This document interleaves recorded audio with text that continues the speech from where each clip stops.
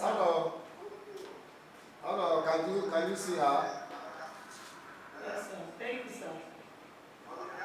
Yes, I'm here. All right. Good afternoon.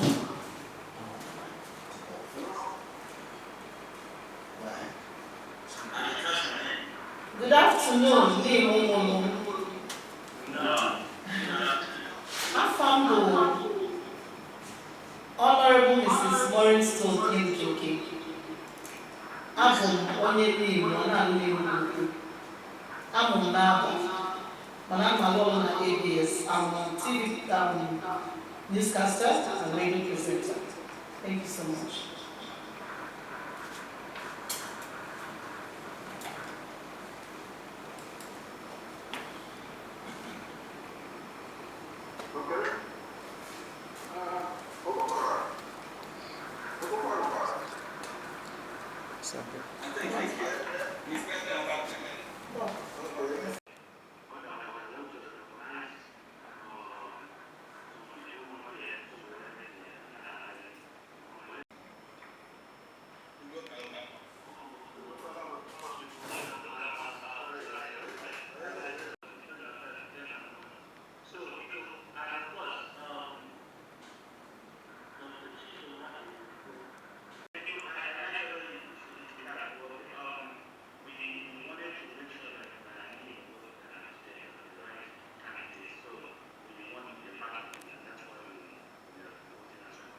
Of the Lord of Lords.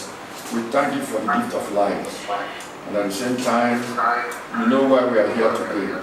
Just to rub minds, to see how we can present our brothers among us that are going to represent us, and then to push our town, NIMO, forward progressively, in unity, in everything that is good.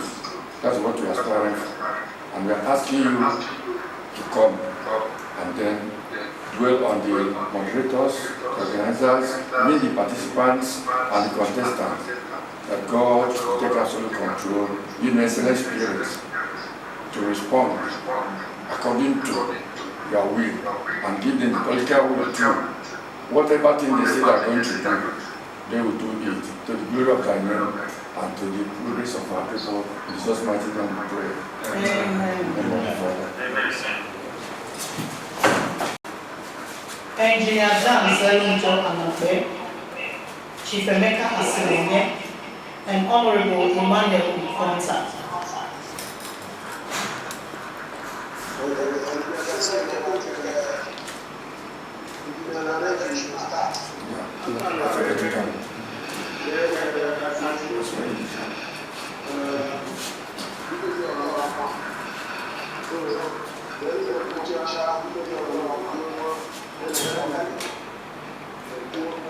Again, we have some fine gentlemen here in the house vying for a particular position, the President General of NIMO Town, which will be taking place. The election is coming up on the 27th, and what we are here to do is I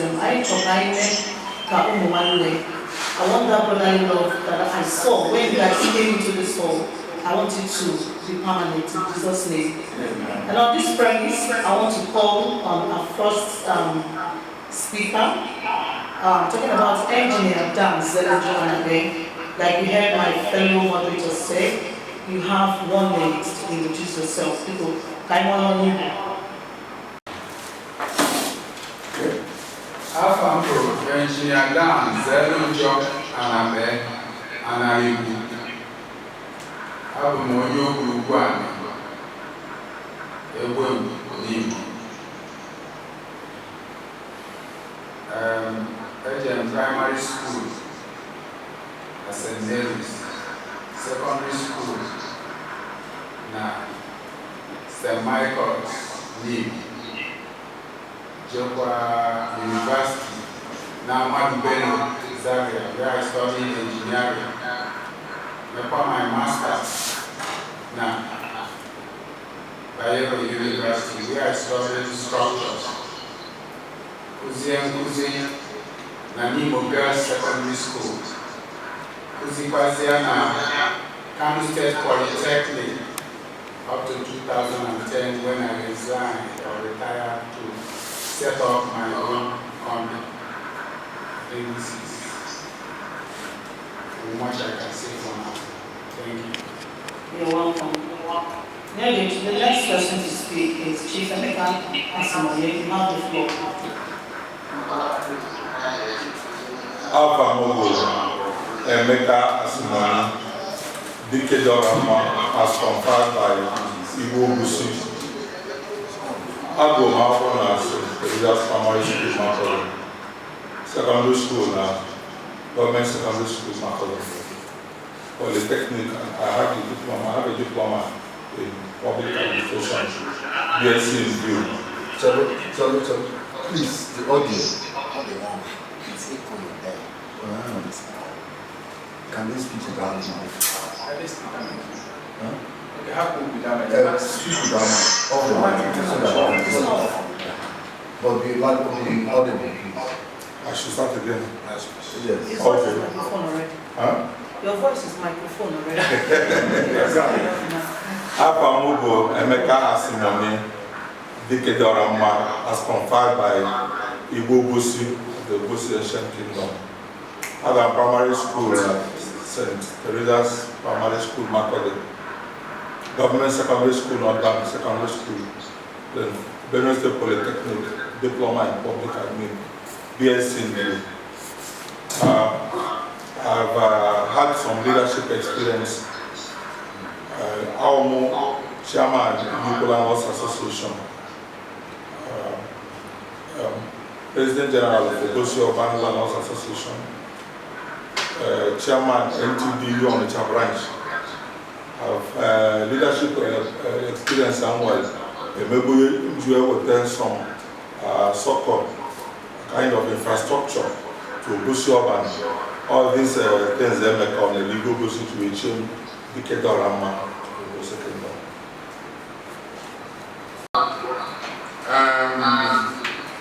I'm one of the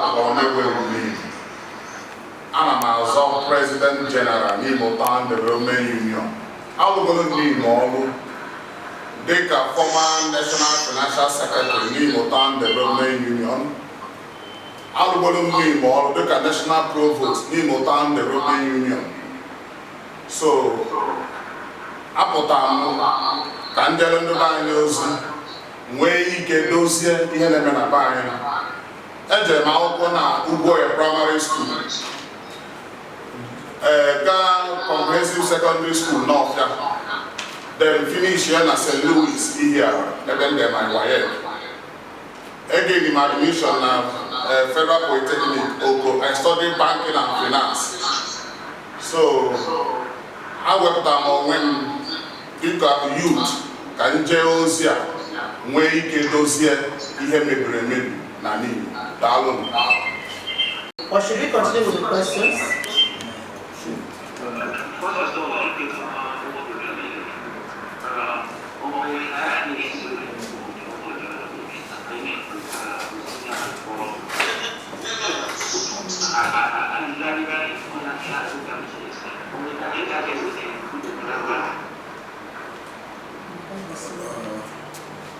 We've done the one we can.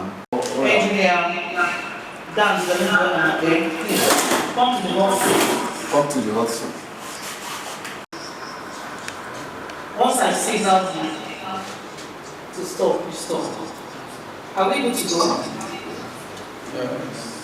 Having done your introduction, let me move straight to the second question, which is, why should our town entrust the administration of NIMO to you?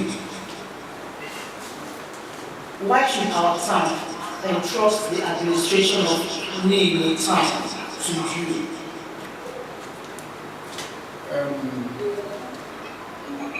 The major reason why Can you be a little bit audible? the major reason why I want to be the President General is to bring to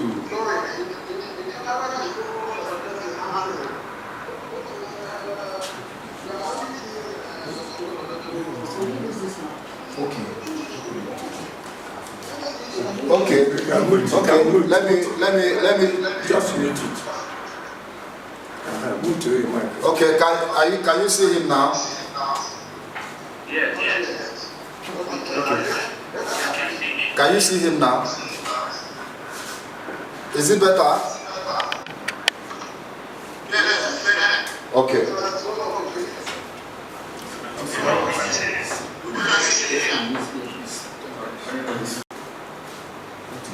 Town Union is to bring positive development to the entire, positive development to the entire people of NIMO. Over some time now, there were a lot of reasons why a more dynamic person can come up. And that is why I'm asking the people of NIMO to entrust into my hand their leader, entrust into my hands their own destiny, so that I can be able to give them what they want. Maybe if I have church, as far as development is concerned. And as I already said, I'll be able to establish a lot of things which we are not existing, security-wise. Building up more infrastructures at NIMO and so on and so forth to make it better, and so on and so forth.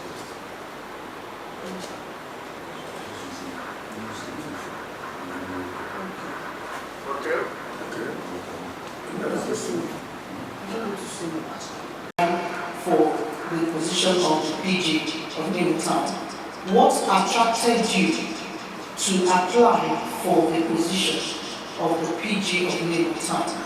Not too different from the first question. That interest is still that hunger in me to serve my people in the capacity that we are talking about, that the PG, to bring development, accelerated development to my people. This has been done a lot and a lot.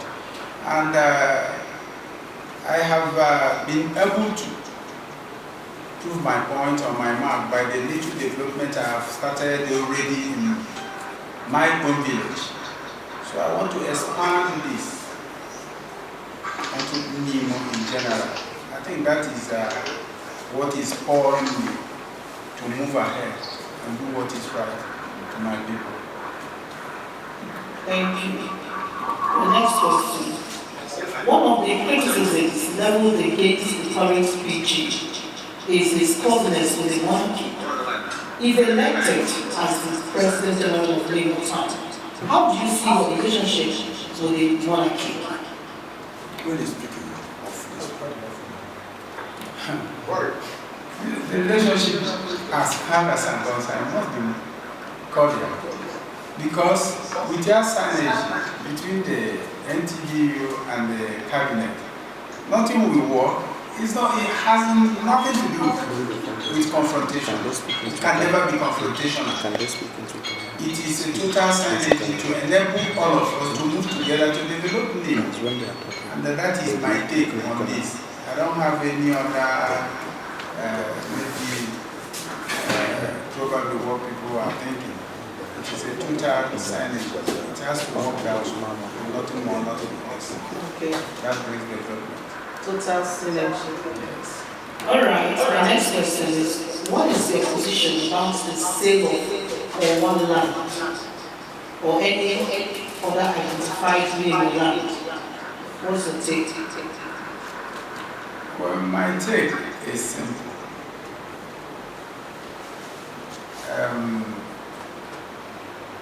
Our land is not for sale. And we already, the whole issue is with government and with the peace committee. Whatever they decide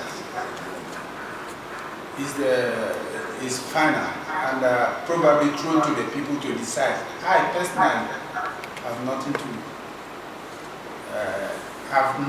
do with the decision of the people, have nothing to do with the decision of the government, have nothing to do with the decision of Omenilora Peace Committee. Their decision is final. That is my position number one. Okay, thank you very much. So let us know the three major things we intend to empower our youth and how we plan to achieve this feat. You see, the youth is the engine house of every community. Upon a happy the youth, you may not achieve much. So my first and foremost, I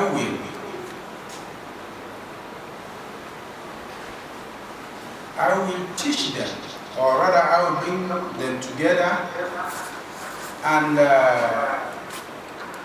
introduce them to private public participation in whatever we are doing at the NTDU. Then I will also encourage them to establish, because here Pikita, when most youth, they are due to unemployment in the Benin. They are no longer, they carry their paper up and down and so on and so forth, trying to look for white collar job. We tell them they can start small. You can start with a little agriculture, fish pond, cultivation, and all these things. So when we are able to start off like this, we can also engineer their effort by supporting them. I think that is the way we can bring the youth, so that they will no longer be taking all these dangerous substances, maybe burglary and so on and so forth, and then they will wrap up their needs. Okay, thank you. My next question is like this. How would you address lack of transparency and accountability in oil market? Well, this question, I don't know exactly how to answer it, because I don't know what is in my blood. It's transparency. Zero tolerance for corruption. Zero tolerance for corruption. It is when I get in there, I look at what is going on there.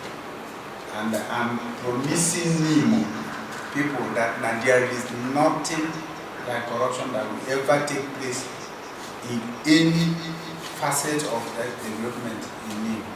Now in oil, probably the engine house of the little money that is coming to NTDU, we look into it critically and find out the best way to organize that place so that we can harness more from that without taxing the people so much, because what moves in my blood, as I said, is to make sure that the poor breathe. Oh, the poor must surely breathe. And your last question. Are you willing to support the eventual nominee if you do not emerge as the winner? Why not? So the brotherly love will still continue. Why not? Why not? I'm a progressive person, and therefore I can only offer advice. If it's accepted, okay. If it's not accepted, but I must eventually, whoever wins, I will be very happy with that person. That is what I'm assuring you. Thank you very much. Okay, thank you so very much. I think that will be all for now. That's the engineer, Dan Senator there. About to leave the hot seat.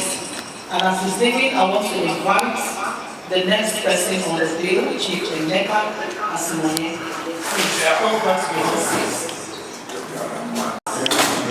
Getting ready to tell us what he has for us.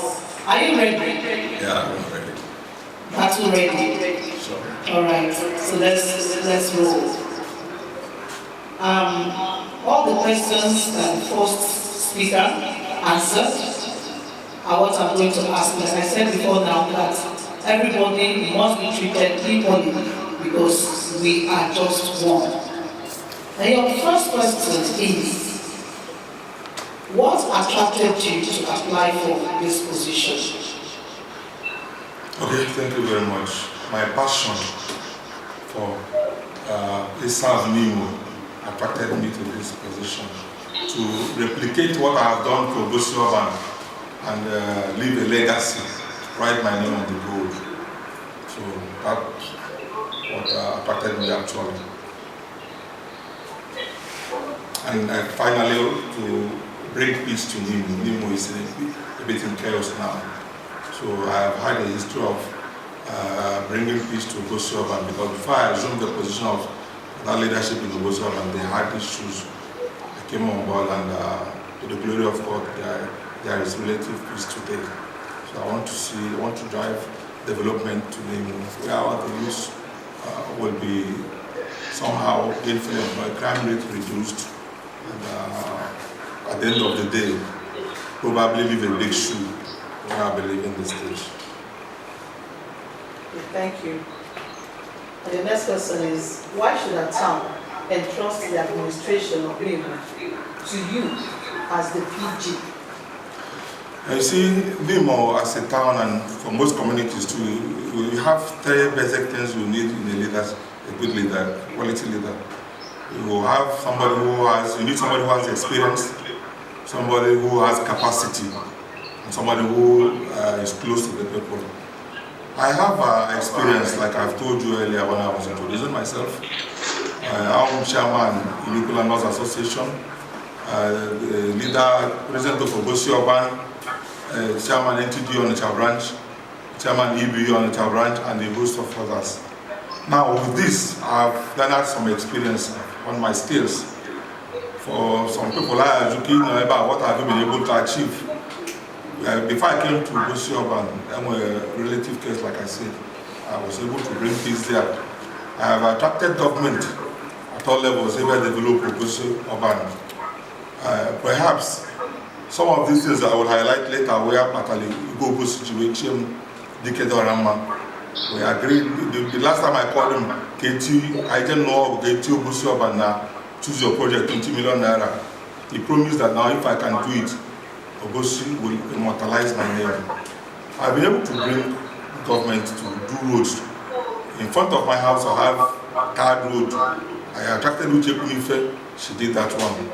If you go to Obosi's palace, the Obosi's house, the road leading to that palace was equally attracted by me.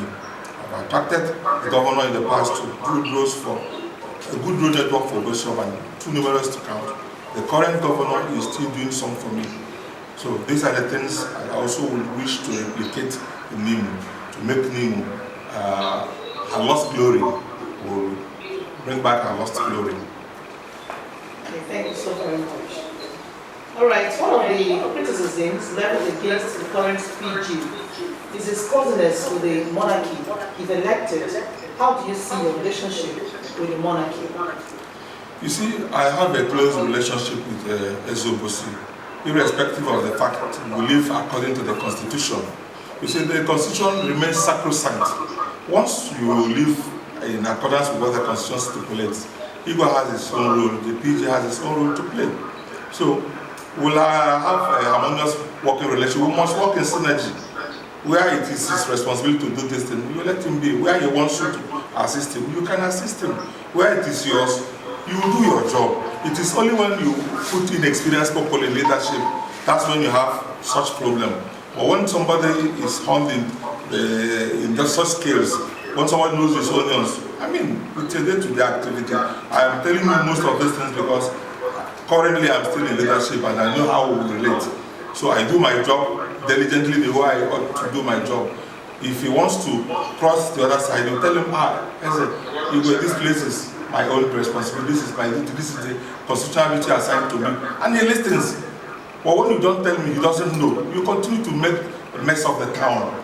So you really need somebody who can stand up to his responsibility, and this is call a spade a spade. I mean, the rest is history. Thank you. What is your position about the sale of one land and every other land again? My position is very simple. I know our land issue is not for sale, like most people would say. But you see, I will just call someone meeting of the town, the General Assembly meeting, wherein we will pick each of the villages, council wards will nominate somebody who will represent them in the meeting. We will have councils, I'll have committees, and elders council too. We will come together and decide what we do with our collective patrimony. I think my decision will be guided by the collective decision at the General Assembly at the end of the day. We shall also include those people who probably are our brothers who may have bought the land and somehow. So at the end of the day, my decision, my opinion will be guided by the collective decision of the entire NIMO. Thank you. Let us know the 3 major things you intend to do to empower our youths and how you plan to achieve this. Yeah, I intend to, one, groom them from primary school, secondary school, get some philanthropists among us, create some scholarship scheme. For indigent ones, we'll send them to school on scholarship. The ones who can go to school will probably create one new skill where you can learn skill. I'll have a trust fund. At the end of the day, after learning trade, you will start off business work for you with the fund there. I also intend to call in people, experts, and see if we can recapitalize our community bank. I've met with the directors, and I learned the community bank license was withdrawn because of recapitalization. So having done that, this community bank has been in the past giving soft loans to our teaming youths, people who want to buy, do business and stuff like that. So when this community bank comes back to life, we'll still assist through that means to give, they'll give the small loans they can. Then some of my friends have agreed to come together to also raise a pool through which we can also assist. Meanwhile, we have this one youth, two skills government in motion now. We'll key into that, and at the end of the day, if government decides to conclude their plan, wind up their plan, we'll take off with our own. So with that, that's one of the ways I intend to fight crime. With that, our youth will be off the street, and that's another way to fight crime. Thank you so much. Now, tell us how you intend to address the lack of transparency and accountability in the NIMO market. Okay, thank you. Not just NIMO market, the entire accounting system of NIMO I intend to overhaul. I'll have softwares developed, streamline a lot of things. I'll have data bank for the shops, the owners of the shops. Their payment system will be digitalized. So with that, it will be very easy for all the accounting officers to just power on their laptop and see what's going on there. So at the end of the day, I have been in leadership, and the transparency in me has taken me this far. So I will also employ such transparency in the affairs of not just the NIMO market, the entire accounting system of NIMO. I intend to overhaul so that it will be easier for somebody in, let's say, Lagos to pay to NIMO account and probably raise the receipt for him. So with that, everybody will be happy. And I believe with proper accounting system, with transparency, most people will be willing to pay their dues and things will be working perfectly in NIMO. Thank you so much. And this is the last question. Are you willing to support the eventual winner of this election come 27th of December? Yeah, it's a broadly stuff, and I think it's a call to service. Actually, like I told you, my desire to serve NIMO, my desire to come into this competition is to serve NIMO. At the end of the day, I see somebody who is more qualified than me, without sentiments. I will support him to the best of my ability. So you are smiling. I've always liked smiling. It's always part of me. Let that brotherly love continue. For sure. Thank you so much. Yeah. You may now leave the Lord seat. Okay. Town entrust the administration of NIMO to you.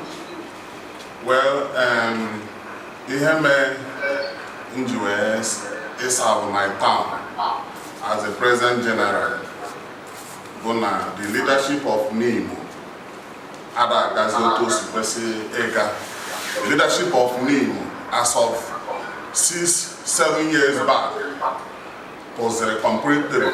People are not having confidence anymore on the leadership of our great town NIMO. So okay, for otu ihe si aga, I bring out myself, said let me go and serve. And this is a critical time on our EBU President General to face the challenges than NIMO. So every time I went as a younger and also a vibrant youth to take the mantle of leadership of NIMO and also have cordial relationship with the youth. Thank God today, and we go the youth body. We are working together. I have contacted so many of them. They are happy that the younger one is also in the race to contest for this election.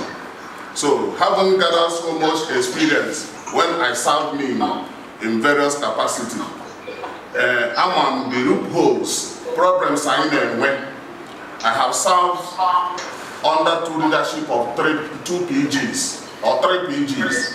I served under leadership of late Frank Anthony Boka as a national provost NIMO. I served under leadership of Dr. Alex Abweni as a provost NIMO, and also served under leadership of Chief Iman Dubisi as a national financial secretary NIMO. So among the challenges those past PGs now. So I know what and how to tackle each of every one of them. Having said this, NIMO very big challenges. Although they are well equipped, although they are well organized, you cannot face the hot coming up as a people in a government. So that is my stand. Okay, thank you so much. Okay, what really attracted you to apply for the position of the PG of NIMO town? Well, this is the this is not my second time contesting for President General. I used to do in the last election. Just because now a particular person out of that leadership. And today, everybody now for the heat, now for the mess of the current President General. So I'm going there now to correct some mistakes I may go so far. We know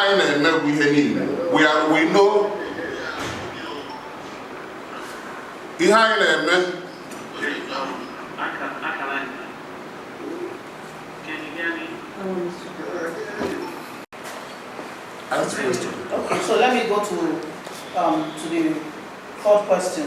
One of the criticisms leveled against the current PG is his coziness with the monarchy. If elected as the PG of NIMO town, how do you see your relationship with the monarchy? The problem is that now the current President General, Buru Ihana, administrative section of NIMO, Boagana Palace. The number one thing as a President General, EBU Town Union from Palace. Town Union, a national body. Town Union, a national organ. Palace is under Town Union. So the mistakes the current President General is that now Obu with the administrative section of NIMO, Boagana Palace. NIMO were torn upside down. Number one thing is that Palace is under Town Union, Palace, the constitution of NIMO Town Development Union, bo nkende Palace ji arụ ọrụ. So number one thing is that otu a mbata as PG, a group 10 town union from Palace. Then only here traditional section of NIMO Town, they will come to Palace. We discuss it.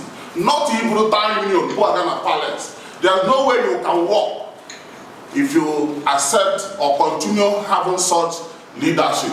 So what I will do is that now maybe put a town union from Palace, so that when common synergy between the Palace and the town union, and also the women wing, youth wing, and all other NTDU branches across Nigeria and diaspora. Thank you so much. Okay. The next question, let us know the 3 major things you intend to do to empower our youth and how you plan to achieve this. As you can see, more youth. So some of them, when I discuss, they are happy. Now one of them has an election. Before somebody's election, only when the youth, when I discuss, the way to help them. I am a bullion.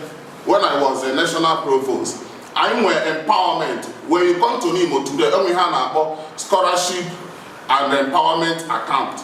That account, since I have an office, all the dormant, I dey use here. But that account, any period to be helping youth. So I'll try to reactivate that account. Through the account, we can able to empower so many of them, because without powering some of them, the will continue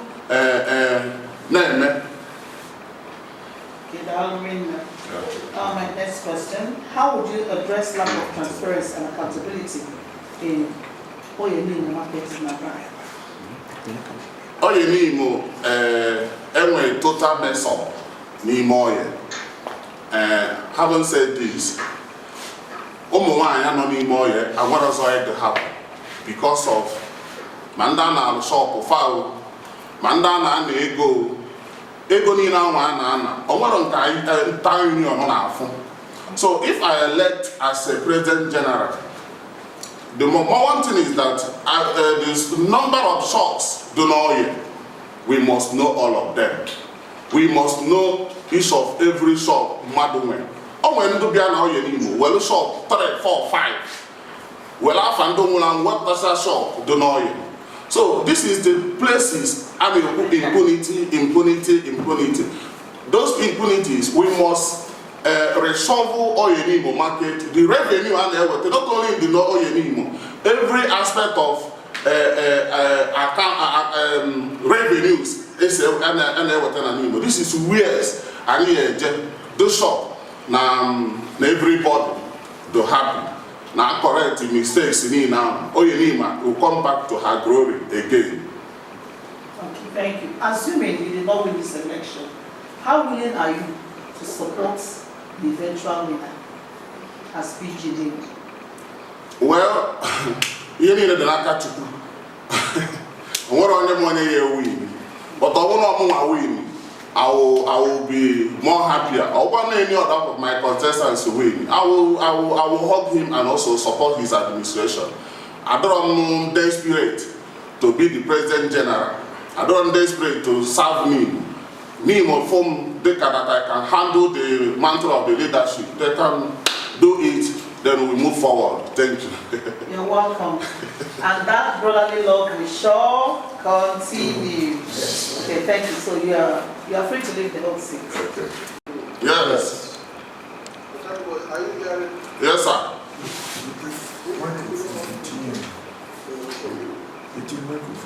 Okay. How do you think you can function effectively without the cooperation of the parents? Because you are putting on that isolate the town union administration of the parents. Can you elaborate on how you want to achieve that without touching the feelings of way yourself. And if you put us, how do you want to handle the situation? Do you get the point? Yes. Ihe njikwa na m na-ebupụta town union from palace is that unu n'anya past president general Chinyelu, all of them, some of them, or almost all of them, were the member of Igwe's cabinet. Ebe ahụ ka ha ya discuss some certain things na cabinet meeting, buzie bịakwutezie town union. So or taking decision from the palace, then they now bring it to the town union. Issues. And then issues is if you can bear me, you can understand that now all the past president general, some of them are chiefs. I've discussed at the Paris cabinet meeting. They now bring it to the town union. And as the town union trying to be telling people, now you know town union, they put a green hand, no to which is not supposed. So now town union we take decision in subordinate with palace, then we move the town forward. Among my issue. And what I ask in the territory, what I ask in his administration or whatever, or in take a decision on his behalf. Okay, so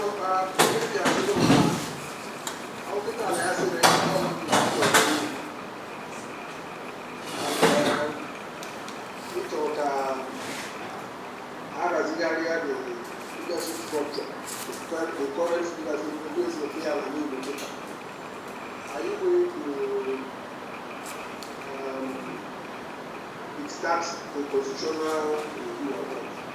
Because you know, I think that the before I am actually in palace, and I do palace, or what was well, the cabinet, the whole palace. So, okay,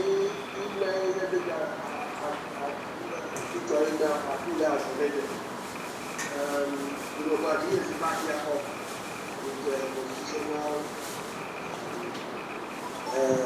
action to be sure that we are able to create more problems. What do you think? Yes. So, are you going for a constitutional review again or not? Unu n'anya ihe anyị na-eri 2017 constitution. That 2017 constitution, some of ndị n'Imo na-afụta the 2017 constitution na-emetere ya ọfụma na hijack the constitution. And more as a former financial secretary n'Imo, I found the mistakes in the 2017 constitution. Then if Mbane as a president general, I ga-etinye constitutional review, and we have in Imo 45 villages. Those 45 villages, every village will present one person. Okay.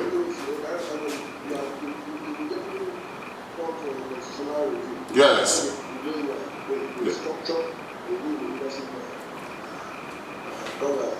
Yes. Okay. Now, finally for you, you follow up with all you need. A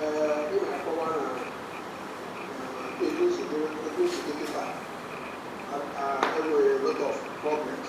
Yes. And I needed to solve these problems was the solved. Do you think that the way we are making the way to our is enough for 1 year government? If you are going to focus on what you need, because the barrier that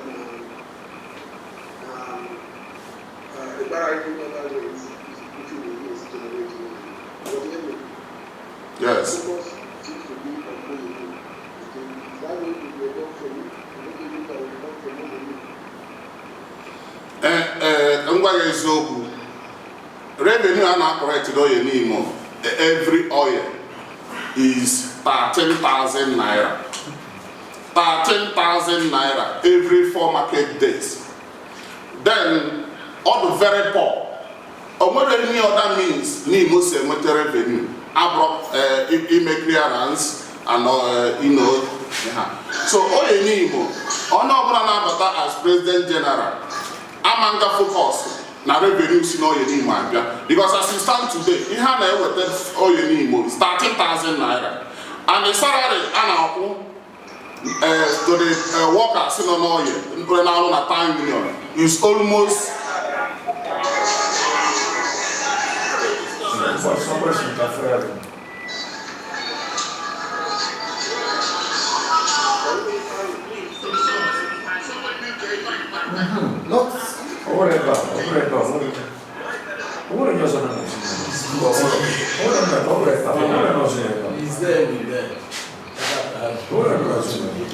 So, the 13,000 naira every 4 market days, if you know where you hold, then what I was trying to do is that I want to create what is called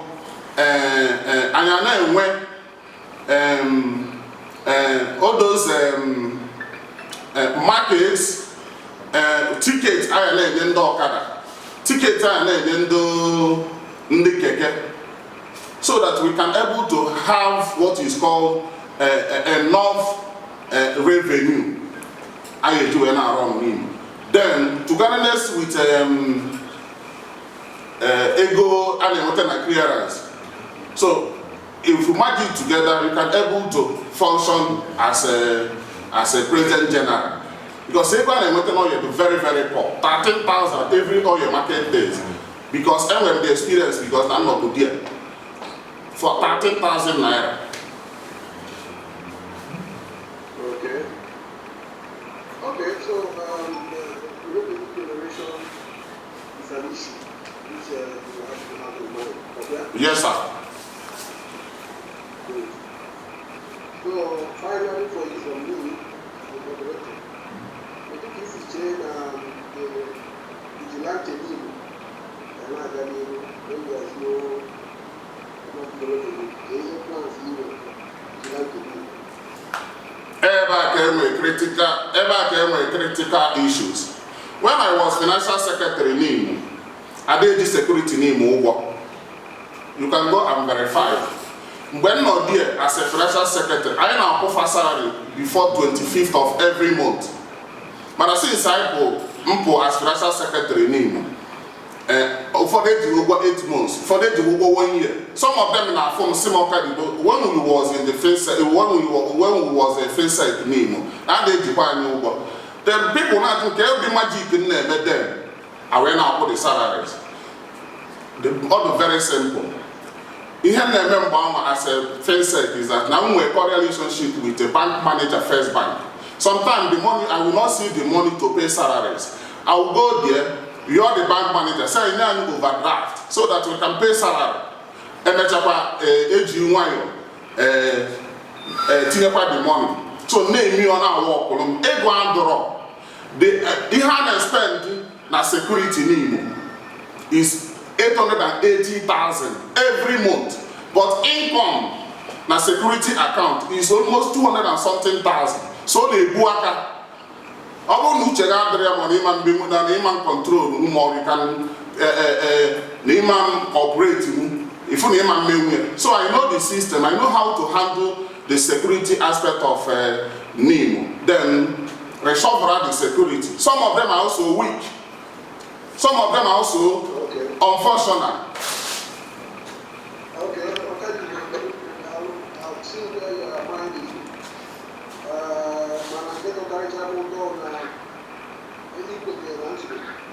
When it comes to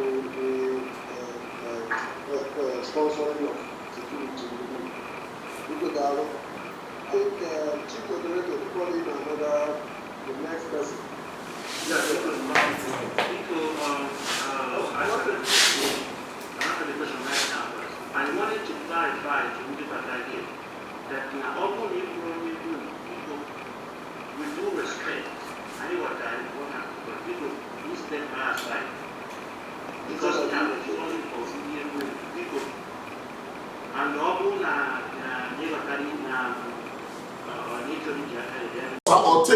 decision from the palace, then they now bring it to the town union. Everybody issues. And every issues is if you can bear me, you can understand that now all the past president general, some of them are chiefs. I've discussed at the Paris cabinet meeting. They now bring it to the town union. And as the town union trying to be telling people, now you know town union, they are being here, no two ways to which is not supposed. So now town union we take decision in subordinate with palace, then we move the town forward. Among my issue. And what are you asking about territory? What are you asking his administration or whatever, or in a take decision on his behalf? Okay, so maybe I should know. How did I ask you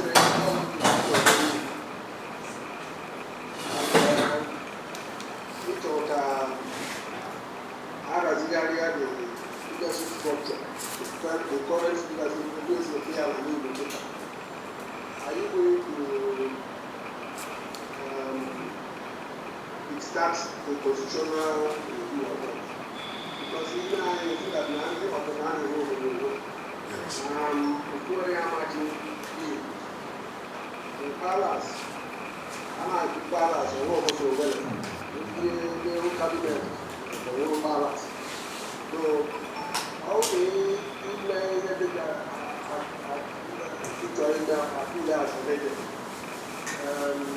but he is back here with the constitutional action to be sure that we are able to create more problems than you. The man I talk as well, get at it. What do you think? Yes. So, are you going for a constitutional review again or not? Ununanya, he had a 2017 constitution. That 2017 constitution, some of NTDU, now after the 2017 constitution, na emeteri of na hijack the constitution. And more, as a former financial secretary name, I found the mistakes at the 2017 constitution. Then if Mbane as a president general, I get a constitutional review, and we have a NIMO 45 villages. Those 45 villages, every village will present one person. Okay.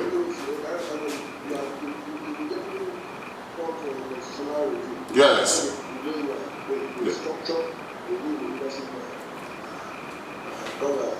Yes.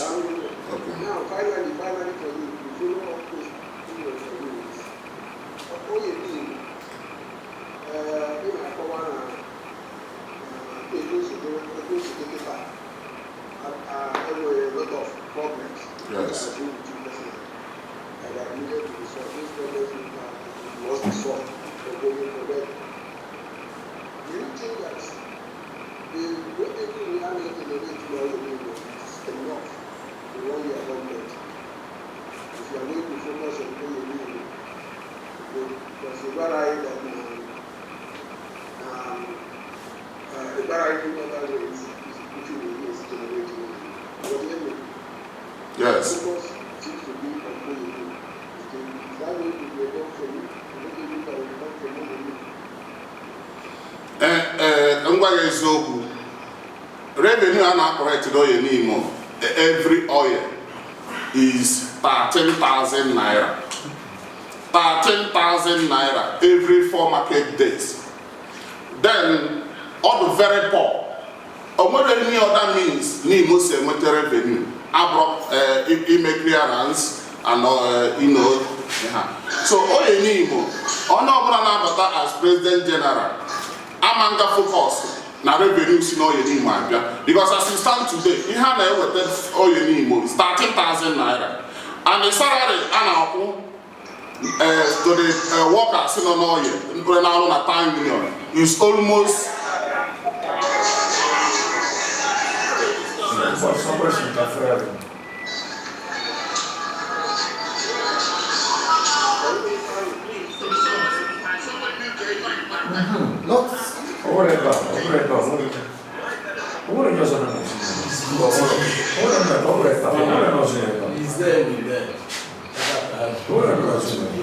So, the 13,000 naira every 4 market days, if you know where you hold, then what I was trying to do is that I want to create what is called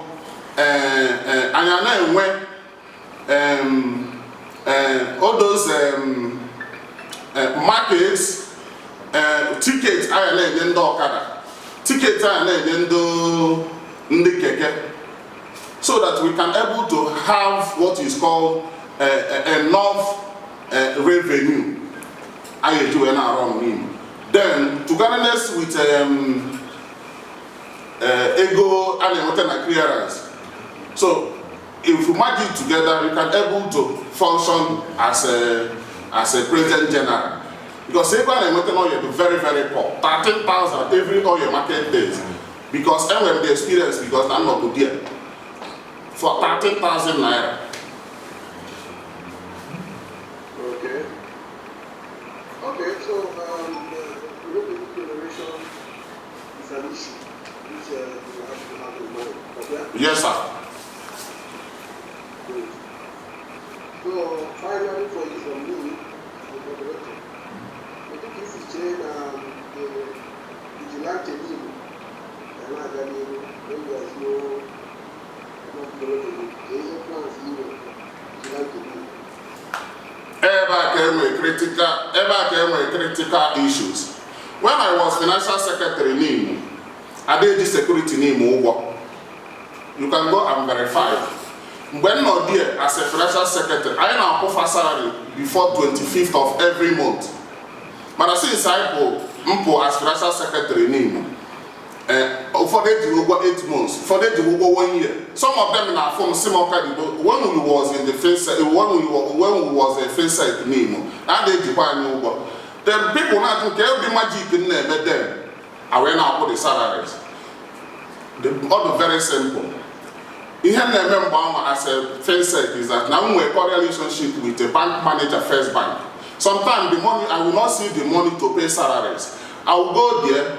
You are the bank manager, say you need to overdraft so that we can pay salary. And that's why the money. So name me on our work. The hand spend na security NIMO is 880,000 every month, but income na security account is almost 200 and something thousand. So the buaka. I won't check out the man being with an imam control, more we can imam operate if you imam. So I know the system, I know how to handle the security aspect of NIMO. Then reshuffle the security. Some of them are also weak. Some of them are also unfunctional. Okay, I'll see where your mind is. When it comes to the sponsoring of security, I think Chief Moderator will call in the next person. Yes,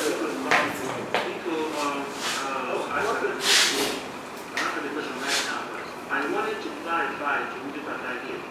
that now open with due respect, I know what I want, but people use them as like because they have only for people and all never carrying Okay.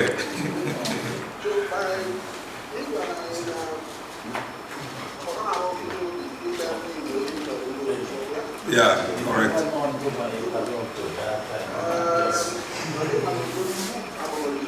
Oh, yeah.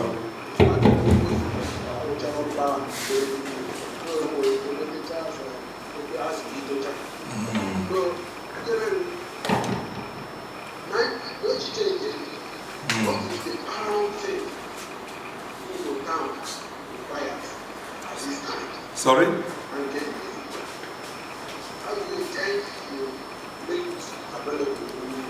Sorry? Okay. Okay. Okay, thank you very much. The most important thing in NIMO Keta would do peace can NIMO. So with peace Keta, we can go to a lot of places. So Car is the first and foremost.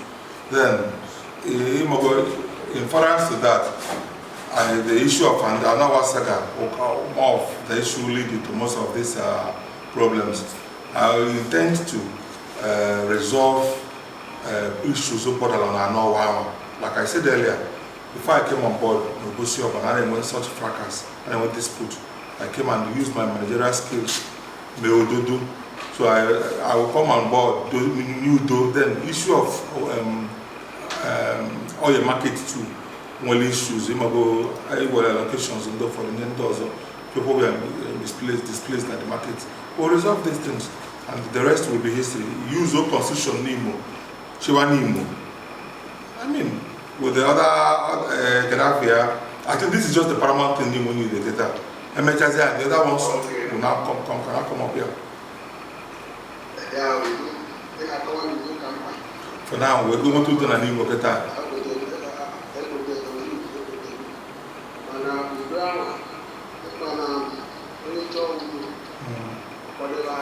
Oh yeah. Prepare for where?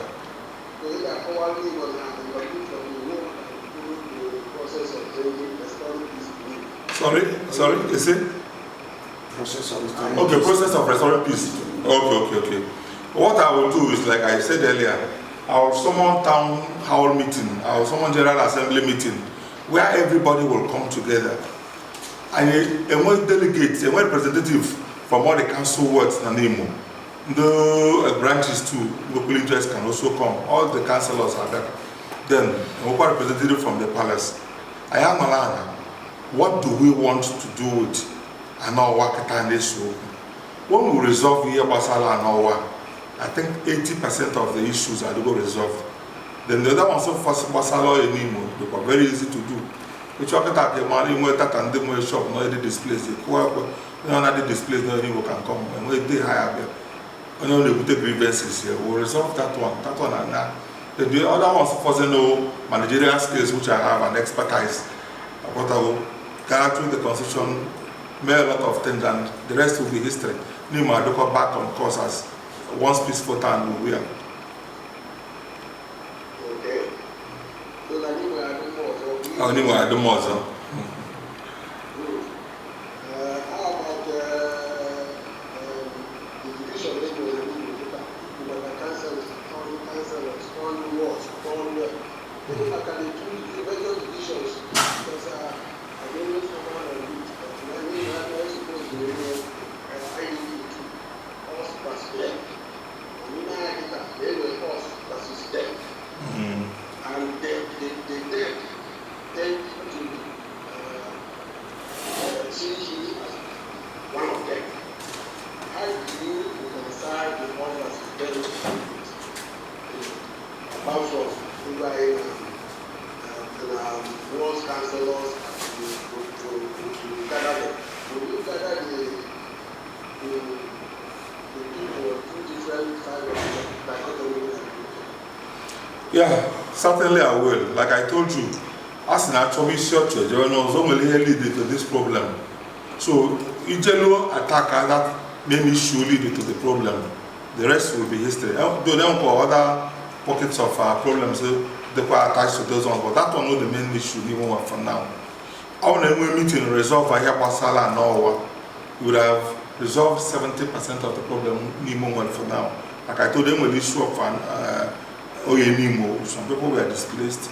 Then the issue of because I don't see it as us and you. Usually, there is disagreement. But most things people do, you disagree to agree, you agree to disagree.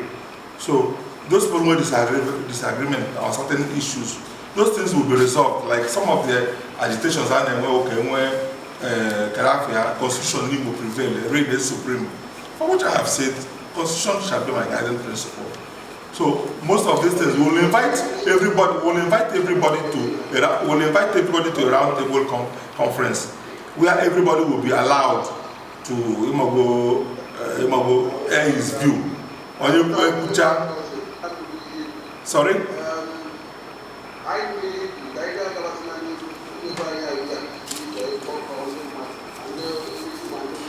Everybody will come on board. Yeah. Oh yeah. Finally, because we have finally, Oba, suppose we more security challenges like me. Waiting by is handled and the security problems they are the issues that we're facing is there. Yeah.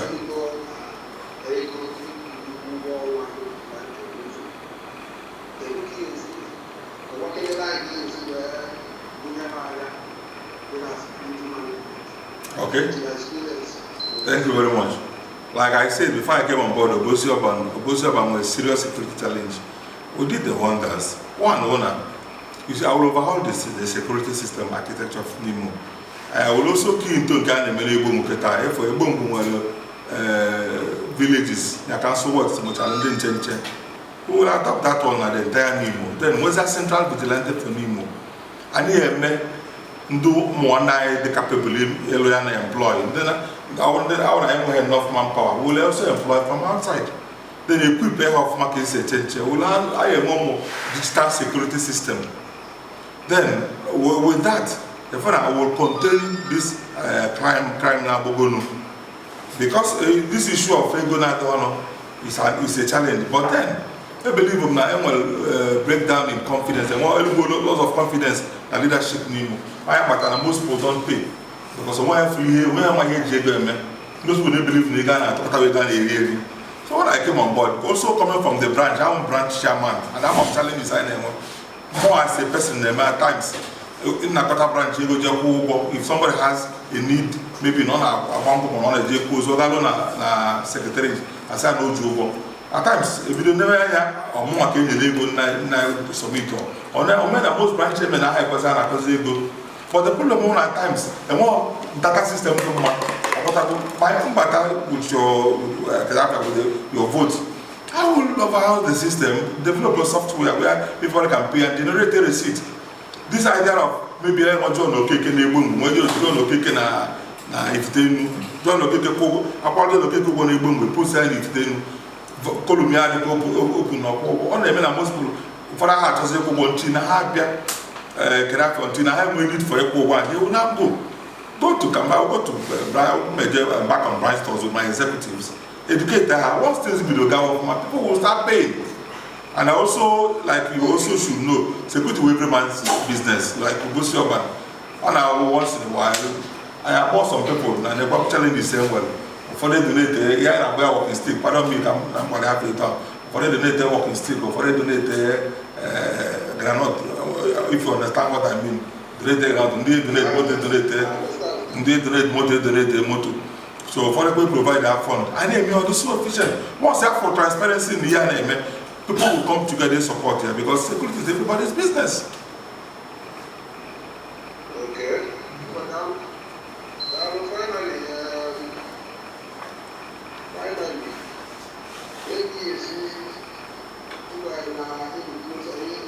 in connection with something. Yeah. But the new that my government presence and NIMO.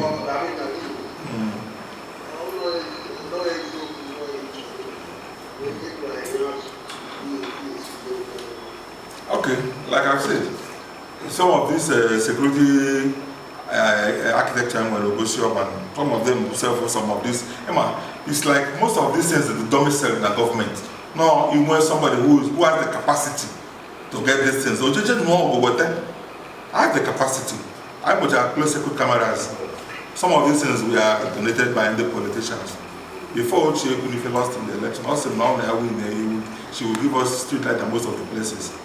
Now, most of these politicians I have friends. I just go to them and little game skills in the the relationship now is symbiotic at times. I will help you in this direction, you will assist me in this direction. And they will do it correctly. And when someone do you sign, apply for this all-inclusive? Although and they will be shortlisted. This is more of relationship with these politicians. So I'll bring them to come. Then Nyaka, more infrastructure and NIMO. Some people get up, for instance, that are like federal levels. And when presidents are federal levels, yeah, we do meet have members of House of Reps or senators. You tell them to tap into that place. So some of those presidents that are federal you still meet government at all levels. Like before the last election, we told whoever I solution, not one I told them as a bussy, but I'm a as a bussy then. Commissioner. And incidentally, he gave us commissioner for work. Commissioner for work today will new bussy call. So if I walk into his office and I he cannot say no.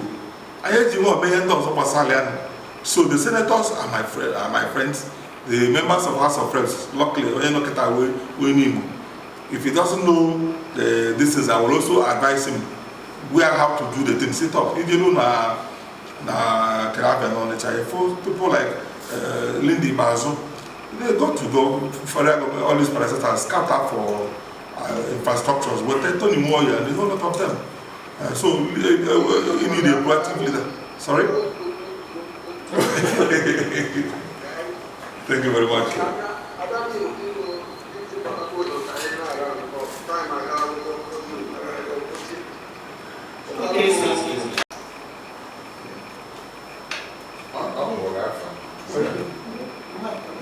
Okay. Yeah, I know. I can answer him.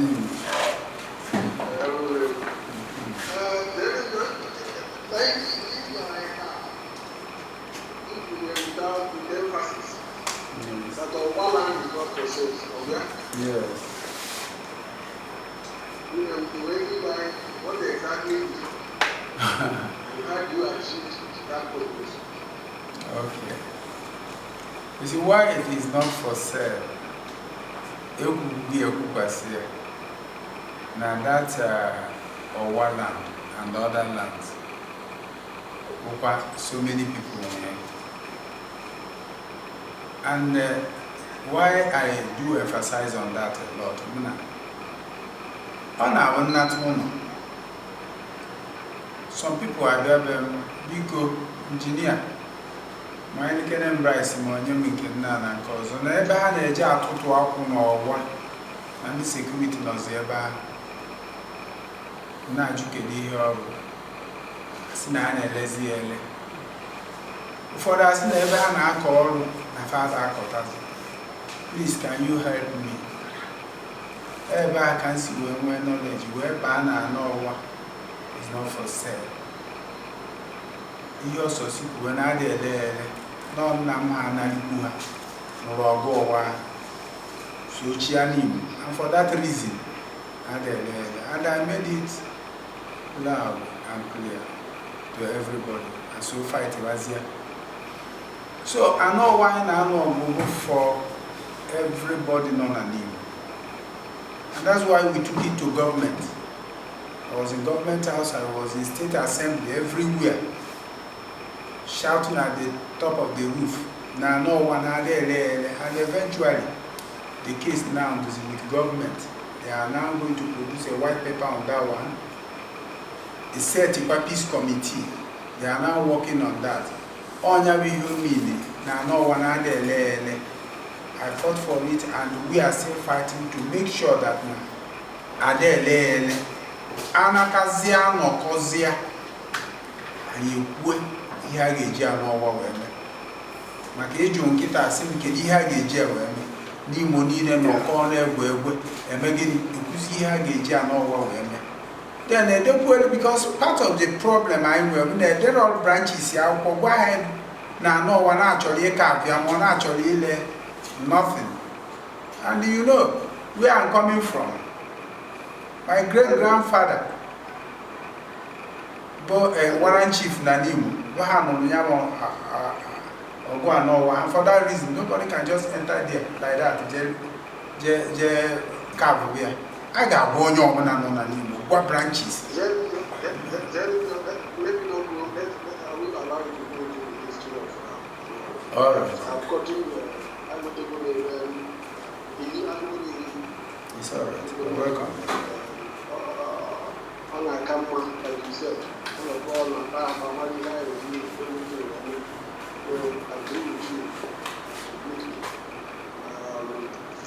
The only thing is that what I want to hear from you, really involve the NTDU guys worldwide that decision. So if I end up teaching people what to do today,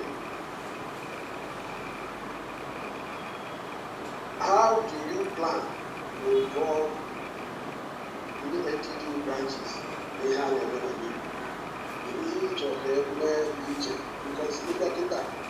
A lot of time they make decisions and they take major decisions. So we have to involve the branches where you go. What the hell do we have to do? If we have to get out of the problem, we will have our branches. You never have to mention we have to do that. The branches which are actually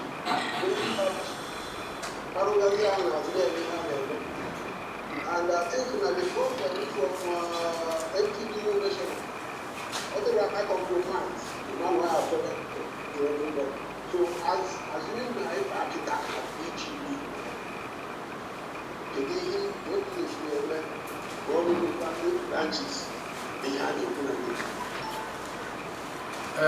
I'm Batara Rosibo, if elected by my people.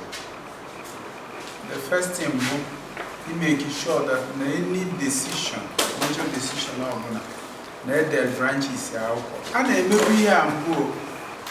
When send the representative have meeting. In short, they send the gum in the early 90s.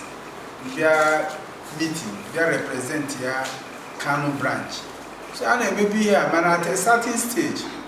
Or they can represent Kano other branches. Only of Najebelo win. So I was an email of Najebelo. We are obviously 10 people or 100 people on there will take a decision. It becomes binding on all of us, and that is not good. So we intend to come back again. You open actually equal. And those, especially a topical issue like Anna, we've now even to say, Nana, I get the letter.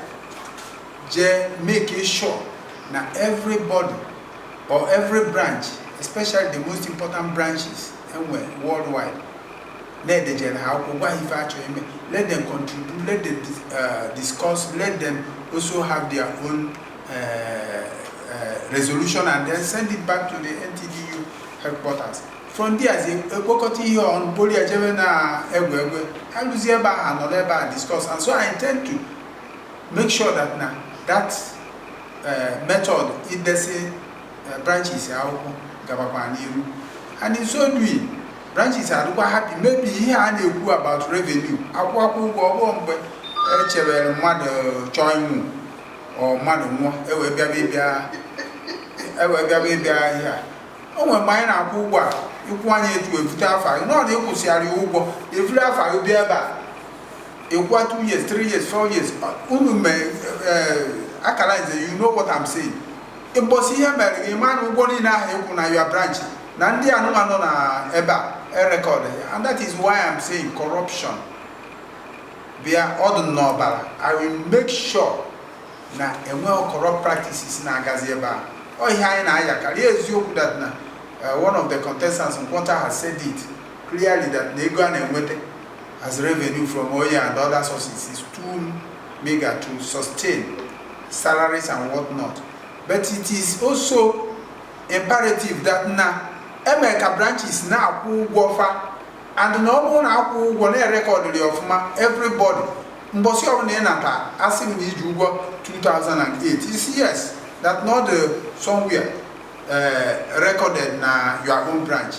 Man, I cannot put the Arogo, but the Bidokan is 1 year with Arogo. So, he stressed, oh, be the local Basara accountability, oh, be the local Basara akwego amangwele. No, now we see go forever, and all this is he re-engineered that section. Aman and a music kita. Mo hanchani na don pugo yeni na wega for onye jana tazi oreze umu receipt anama. You know, the money is not really going into the account. Thank you very much. Let me call Carol.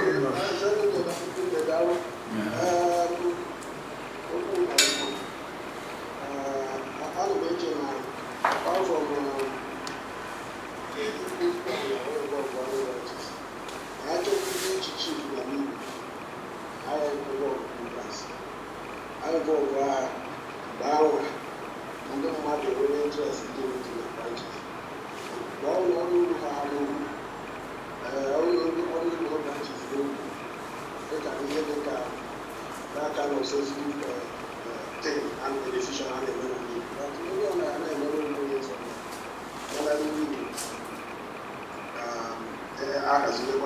so now I'm happy with the decision that branches will involve in most of the decisions. And now, they look at security. Security, the guy is that security. That guy, really interested because another was over. But when you deny something, you can't do the better security because this job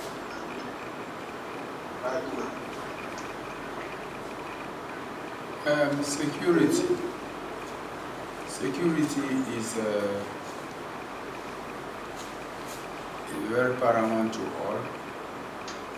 No society, no community can survive without adequate security. And for that reason, and security matters, you know, not everything is discussed in public. It's a boardroom, it's boardroom something. And for that reason, I may not be able to disclose completely everything.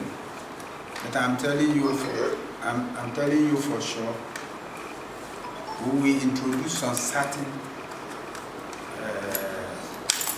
gadgets, some certain modern gadgets that will help us. Even we will mount some of them around that area and so on and so forth to make sure now all those sharp practices and whatnot that is taking place in the way. And also, you see, there's something that I want to talk about.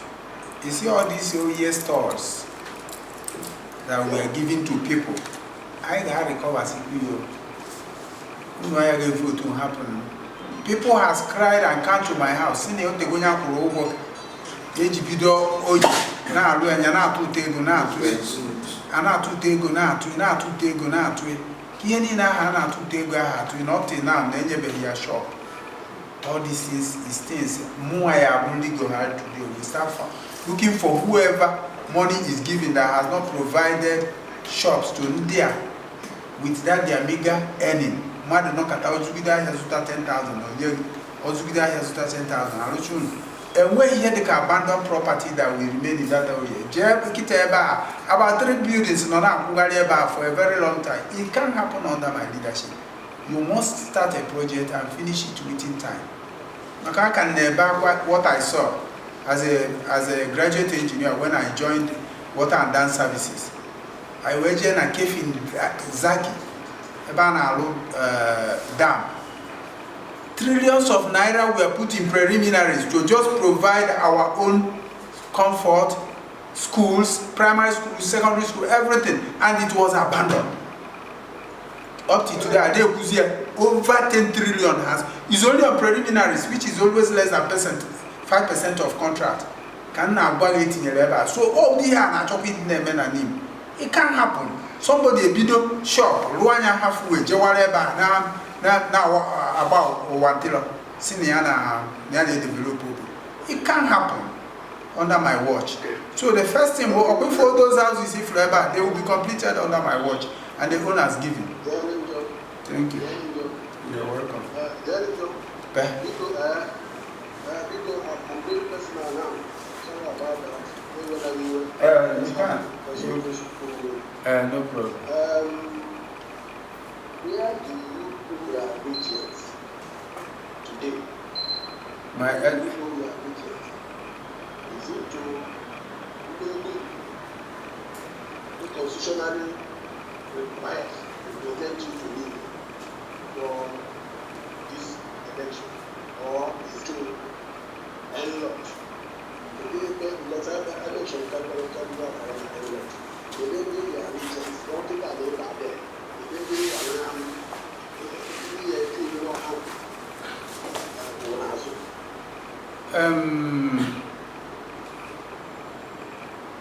Akalanze, even a lot member. If you are going to go in Moba and a lot member, Makamama, whoever a lot that.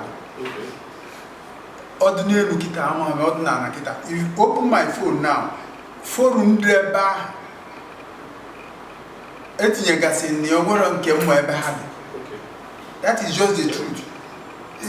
Mdi angwa gina bia bem na bia besa ma akwa na fa foze be ha ya call mo na fa foze be fa ya ko ji mo ede mo na be ha na atoto abu na na go here. They are all Enlot member man ha ma ho ebe Enlot one. So that's what I'm telling you. I'm not playing, I'm not you see, and my allegiance na Enlot. I don't even know where Enlot is. What I certainly know is that now Anowa is not for sale, and you and others who are from NIMO are Enlot members. Even the my contestants, fellow contestants, they are all Enlot members. That is just the truth. So can one just go on? Maybe that now I am my allegiance is on Enlot. I'm Diogo, come on, Enlot Bundunim. On work it on one in Jomaka Anowa or Segunia Alwemen, and that's exactly what makes him an Enlot member. I think so. And that is why the first statement to make, voice note to make, is on an hour. And I maintained that even when some people were saying SAG, that's go and recall that. I told them that is not our priority. We have Saline is not for sale. And people should go back there. And government, when we started going to government directed the people to go back there. And that is all. I'm not alleged, I am completely 100% having allegiance to NIMO people in general, including the cabinet. Just as we are saying all the time, Constitution defines all these things. And that is what I want to do. I have nothing against anybody at all. My allegiance is still the NIMO. Finish. Thank you. Welcome. Thank you. Chief Moderator, I think I'm done with you. Okay, sir. You qualify the individual Yes. Yes, here at the Constitution, some of them did here. And when a meeting up, one of them attend the national and the NEC meeting for years. Second, I'm a financial update member. Then third, there's a particular section that says you will resign if you are in any political party. You resign before the elections. So I was in Apuga before, but I resigned as Apuga member 3 months ago. So I'm qualified to contest for the election.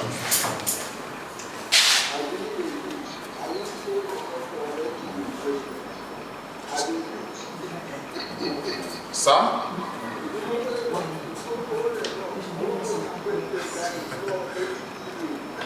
No, don't look at the age.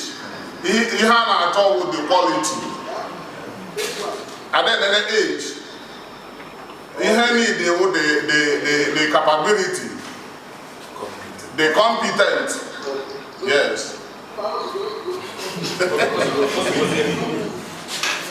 Off the mic. Oh, sorry.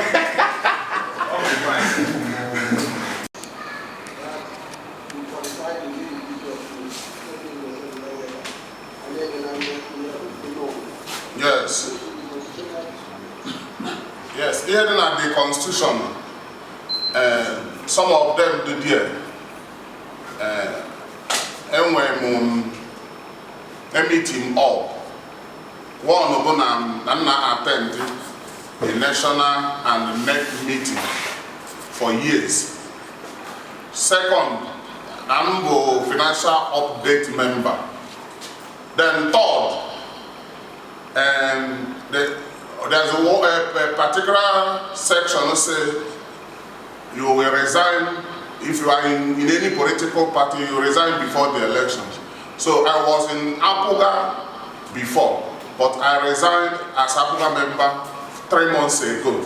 So I'm qualified to contest for the election.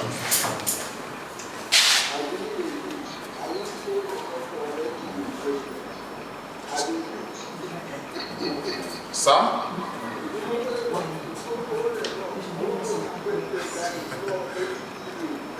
No, don't look at the age. He had at all with the quality.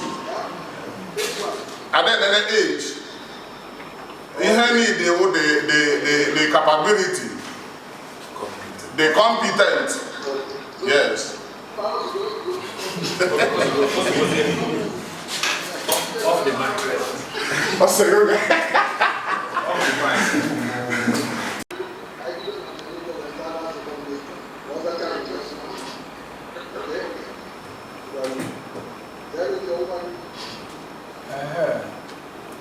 I'm eminently qualified. I'm very sure. There's no point enumerating them again. Thank you.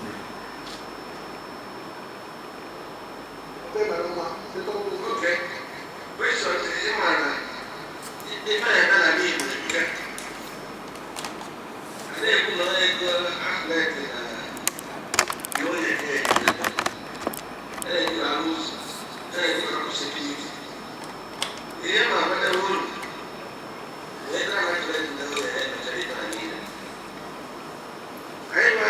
Question is, before the war, and I did it in me.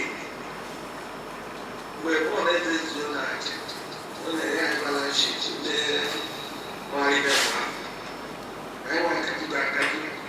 They need to learn that one and they need to me for a long time. Even I took a job at any other way, there's what they will need. Because, to be honest, if I had to make money, unless I have a source of revenue, I mean, the political leader, the politician, I pay me for money, I have the way, man. Even the source of revenue, back on the way. Thank you very much for your question. True. We need my for NTDU administration. Mona, first and foremost, the council. I got me again. I revive all these branches. Can work for trust. NTDU National Office. Honestly, I must tell you the truth. I am when attack and clear. I got him out like SNDR for meeting, like in the 90s. Yeah, SNDR KJ meeting. Where list again, you will list here, submit here. Kafa one enters here. List here had to go. Any receipt in your branch. At the end of the day, we can mobile his man. In a quarter years, Nina. In a best, I cannot check my receipt here. That is why people are no longer paying. Because I got revive with a system whereby people only have financially up to date members simply means no branch here. And that is what we are doing at that time. I give him 1,000, in 200, in branch 100. Hanchani de Pocotiono, carry over to a section. And now, Pussy and why or why, but he clears the area, a Bocola Buddha. That is where the money is coming from. Waiting until my father die, or waiting until my mother die, or waiting until I die, or man help me at all. So that is one area. More I believe when I go into office, I will make sure I will revive that one so that now I am a steady flow of revenue from branches. Kahaga. Now, accountability. Accountability. If you don't account, nobody will trust you to send anything money. Is in our secretary where roof when you have the effort in the America. Kedi here battalion, somebody may have this staked out his life. Sisi nyekeni because now you do that or corruption carrier. If you have listened to one Bashiri, if you roll on able to go this year, you roll on the Nancy there now. So accountability. He can very zero. This tolerance for corruption. Because my intention too, you're America, you're under Nigeria, you're under elsewhere, diaspora. Branches. I'm an old man of about going to 70 now. So what does it? And the little God has given me is enough for me. So come and Kema Banyeria and Kema Banye. Tell me ya mom na nke mo bakwo no boko nke nkunu abata ma aka no nke abakwo so no bia bi ihe nwere iki with a trust ego eji we bata ka I just know ye nim o nwere ebe na ami aja somebody sisi je ku onya na ami aja ka invite ego na ego go le buega nne na aja na ami as an engineer is nothing, can be used for anything anyway. So what is he making there? So anyone mineral resources where we can get this money, except accountability, trust, and zero corruption tolerance.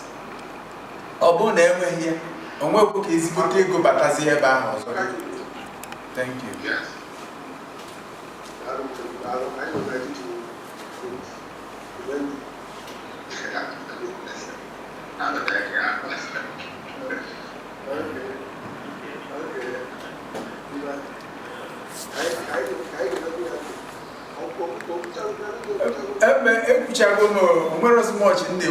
is still central on accountability.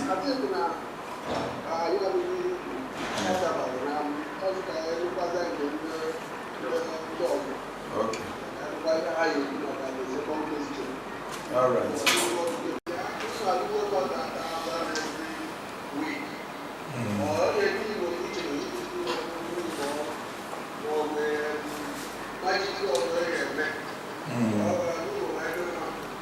Okay. Yeah. Well, like I earlier said, one, I am transparency. Then develop softwares. Will generate more money. One is like this. After the levels of transparency, years ago, we also intend visiting IMO branch store. I visit my quarters, my branches with my executive, especially the vice president, the saddle with that responsibility. Then, call out the importance of remitting their money. I think with that, most branches will be like I told you, I'm also a branch chairman. Reasons of experience, bit experiences, some of us pursue in that collective. So once I strengthen the thing in line with what I have agreed, in fact, one of some of the branch chairmen at Pachagolo self now, if I come on board, now all of them will start coming back. At times, and I have a meeting. Some of them I have more opportunity to talk. Because of it, some of them don't even attend meetings again. So if you embark on branch store, I will encourage them to start coming, talking again, and you come and you talk, your voice matters, and these things will encourage them to come.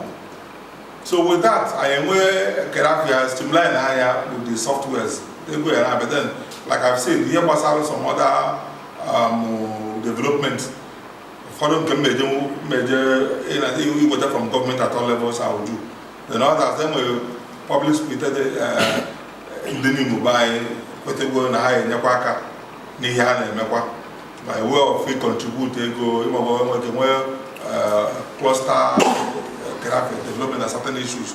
And when you go now, a classical cameras, for instance, if you digitalize the security, two or three monarchs can come together and how you intimate they go into two and how you provide the equipment. We'll take off from there. And you go now and lose you. But once you down from now, then I will also encourage them some way. Yeah. Okay. Okay, like I said, one owner may generate more from the branches, like I earlier stated. Like I told you, field spirited buying NIMO nights can also come together, contribute together. Then I will intentionally expand the boy market to more here. They can expand this timber shed, put more machines, form a cooperative society. I remember a process. With that, if I am all for our teaming youths, then I will say mobility venue and NIMO generate from that place. Then they can say about us in NIMO and stuff like that. Male lupus can say aside for NIMO. So now I'm managing time well and will hear them very meaningful.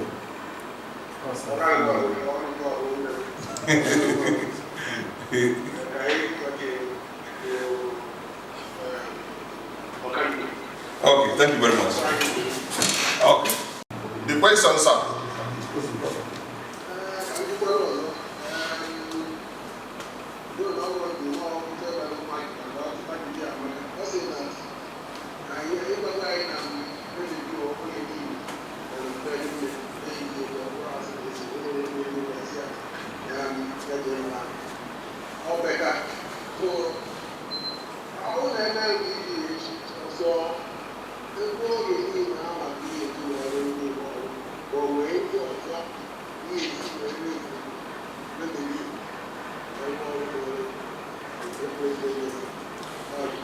Okay.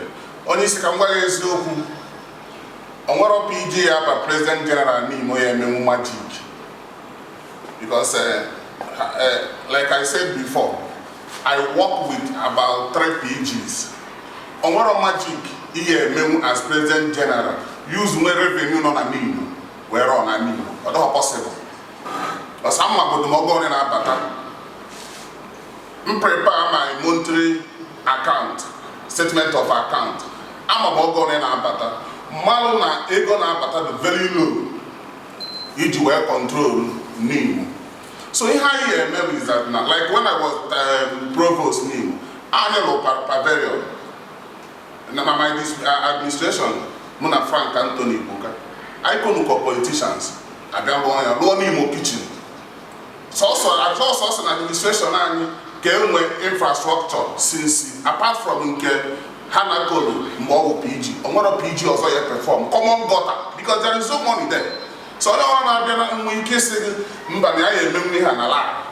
so here is that NY accountability and as global branches, oh no one a boo from A to Z, oh no one. I can remember when I was finished, what a 9 million naira was security. So if you know now, PG trust so that no one with them or no one out of town, then we can use properly where on I mean. Only high maybe then, about 4, 5, 6 years ago, never 8 years ago, when was PG NIMO. And we had a task force. Those task force are village by village. Now source go now to the councillors. All of my job where it would have to be a manzu because he had generate the very low he had expended. Now security now 800 and something thousand monthly. Staff salaries 420,000 when I was there. So it's almost 1 point something million monthly. So the magic here to get that money, but not possible. So in high need you how to PG the trustworthy. PG the trustworthy that here when that fear. And now around the thing, then they report back to people who were there the money. So that's how we can do it, and then what he high top. So that is how we do it, what he high top. And where PG, Lumuru convert. Other PGs actually remember where convert because they put a salary. One car. Imam Fukuzi go on away as Wakuzi Omega, what but I'm saying they do work. So I will never go from branches on from any other way. This is also go and from the shop they utilize the money. If you are only with ₦1 today for 18 naira, tomorrow with also. There's no way you can run NIMO affair without support of every other person. And now you can achieve what you want.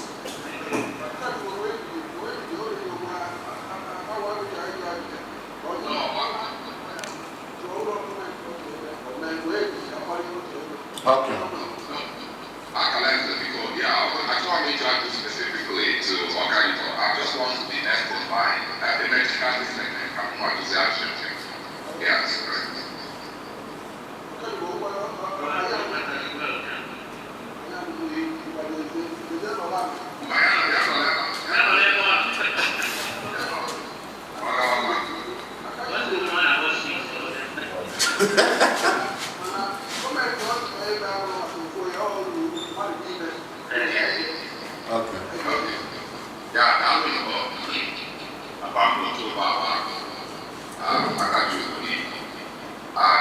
I am so happy that I get this place. And I have listened to I only made one comment and then George, succession. So, commenting on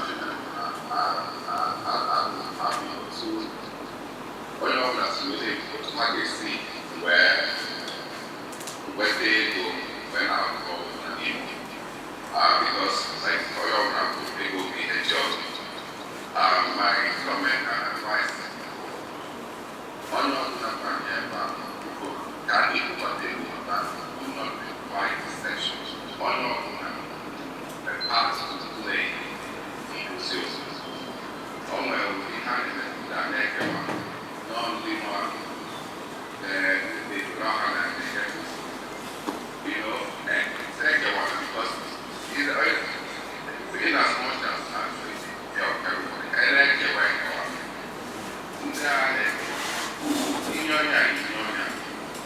Today we take the money because the money costs now they will be there. Common money because that's the how they work. Because I am trust this 100%.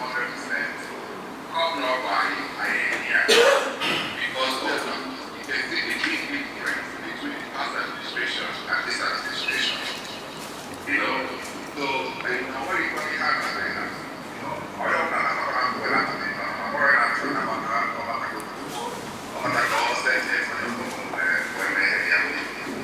so that's all just transparency and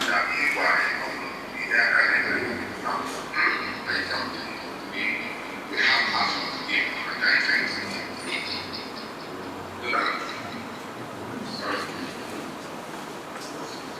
yeah, so that's my question. Yeah, so action items on the church one.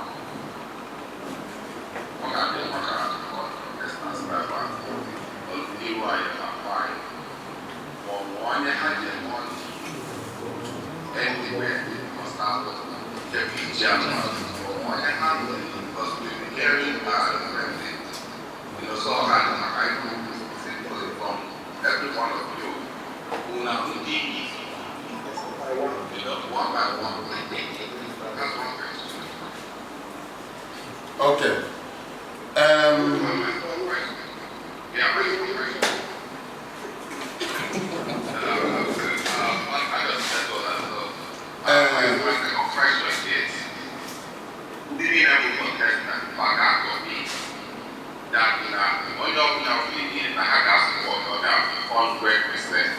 I made them all some of these things. Because like I said, I jump to the way I get in there when I get on that. But before you get away, what about me? I got to be on the way there. I am combined the white and the neighbor shows. When I get a job, you know, which I'm going to be able to do. Not big. So this is my comment and my question.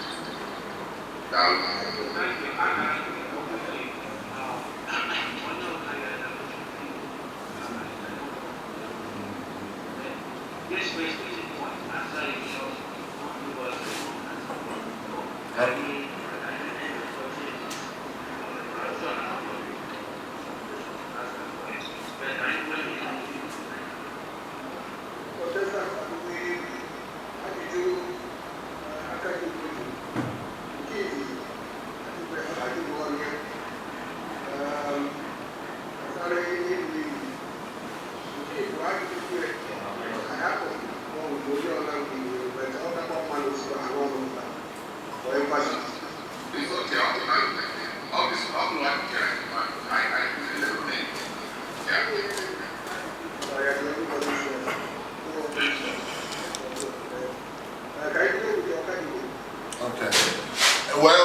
Question you sir, all very nice.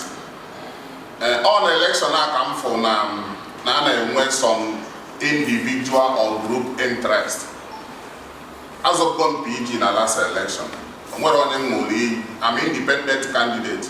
Unlike now, I'm independent candidate. What a group belong. What a group what individual and what individual now because I'm going to serve every member of NIMO. So no need. So also NIMO the best as a PG. Then the second question is that only winning that others are supporter. Last election NTDU won election. I was the first person in general to say congratulations. Carry on, because of not do or die affair. So, on not win, you know, Madam Manobi a win, because Chineke Manobi a win.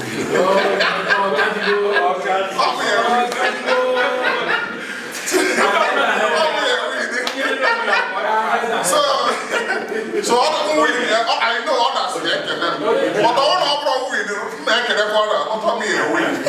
So, that is it.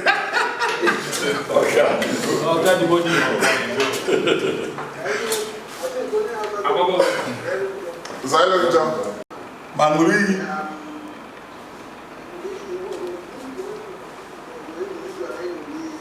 Okay.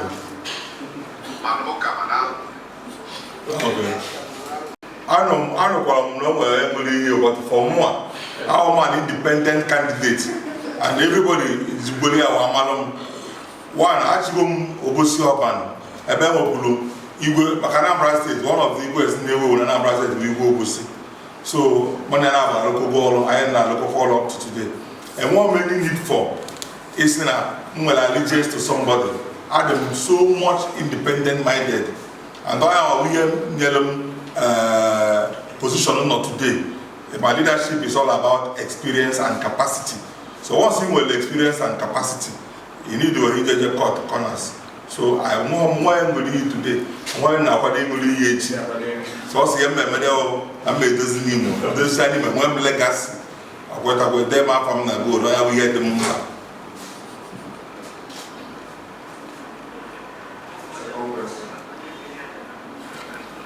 Sorry?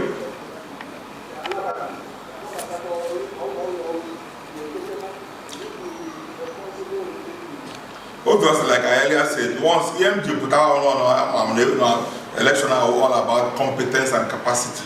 So, all now based on competence and capacity, I know otherwise, why not and if not? I will support whoever wins.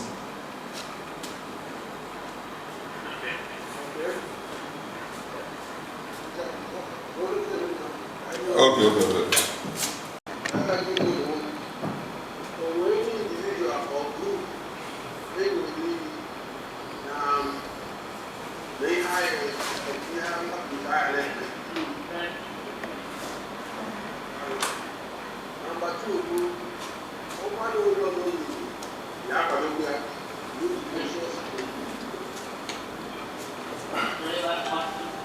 Thank you very much for these questions. The first one,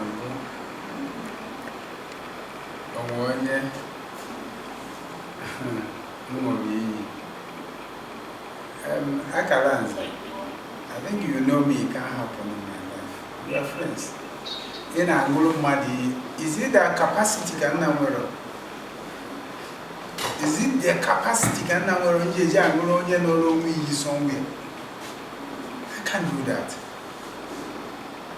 I can't do that. If the good Bible, Mama, we give Arus in Mama, I'm a very good Christian, and I'm sure what I'm telling you. So, what on you, you're where Mamba. Then the second question. When you have now win, I will support that person. I will simply support that person, even with finance. So I will support the person. So that is all I can tell you.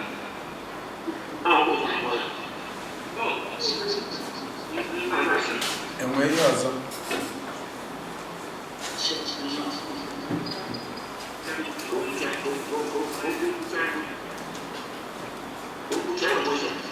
Please go ahead with your question. Please, you can. Okay. Because I'm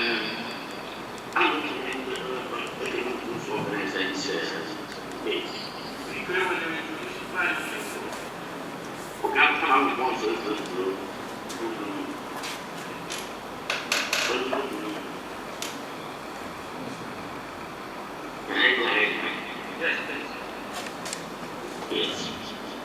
I actually started to do leadership. Said something she they don't do this kind of thing.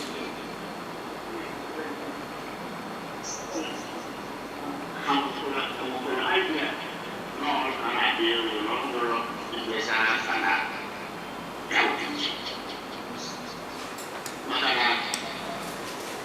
Oh, I didn't know my breakfast was eating to a chair. And I was friends by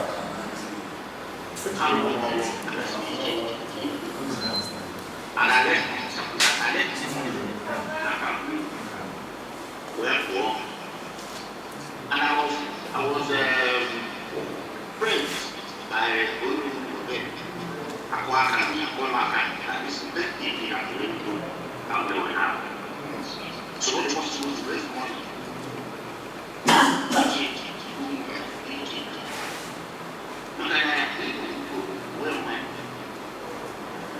So that it was long there. Under hospitals, to idea, I mean, where she had okay, and I know about capacity. I don't know whether I'm going to know how, or just and I don't know capacity. Otherwise, I cannot say it's not if you cannot make money, why not test and the preaching? Where will take money from? So you may go there. I don't have money, and this way, what they take what they say, and they will use funds. I can tell you, I really do a profit. When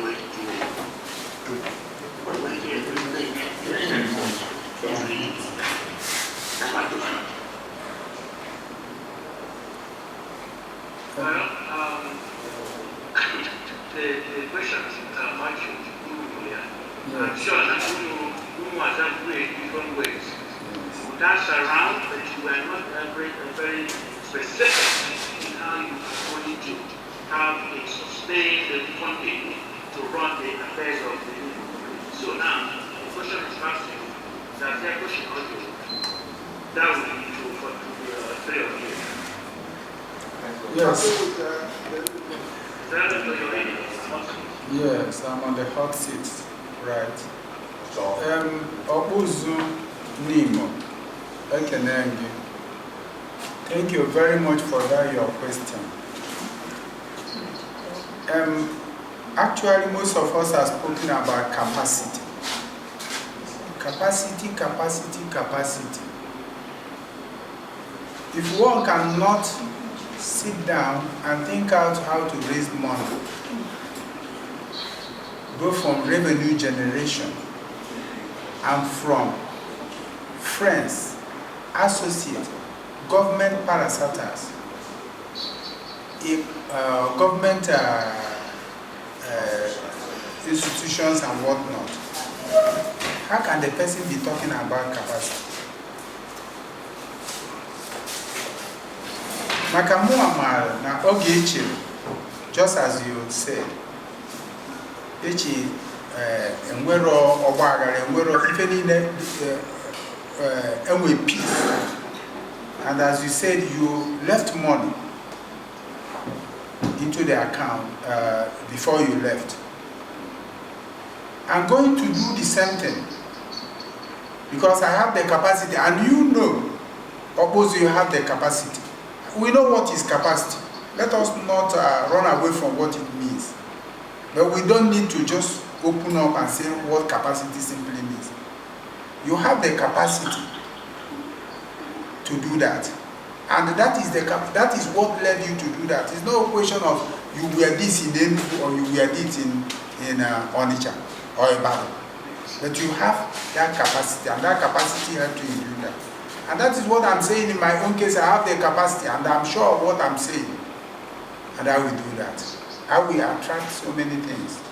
The ones the revenue cannot do, you know how to raise it from elsewhere. Then two, when we talk about the same capacity again, we have to make sure that accountability, because accountability is one very good thing.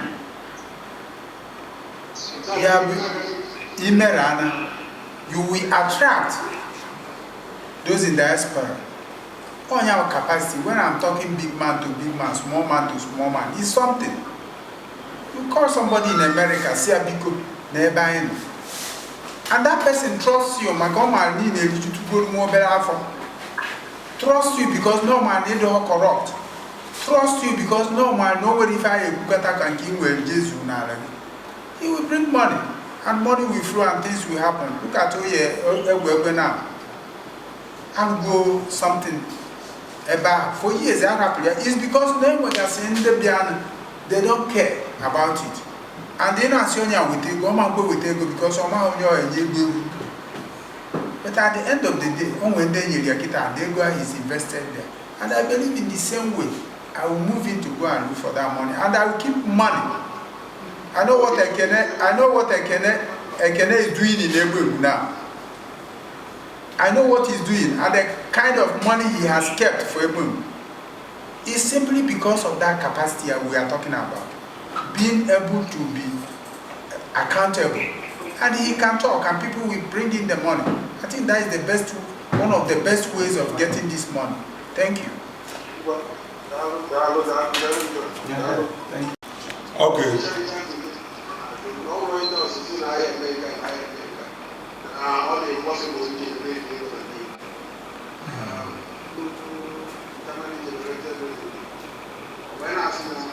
As a pass, as a way to go to give,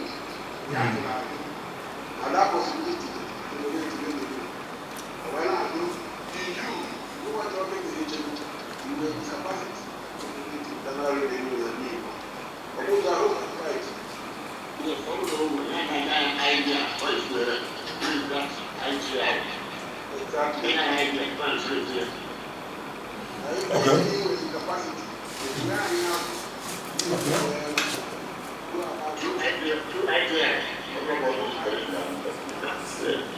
Okay, thank you very much. Like I've earlier said, we shall explore all means the lawful, even I maximize them, and I perhaps conserve labor NIMO major loopholes, more of overhead costs kind of higher from the IGRI and NIMO. They can see me in the most of the money I use for infrastructure. I got these things from government, and like I said, when I'm telling you, I'm an instance and I got my house today, take a big Obosi.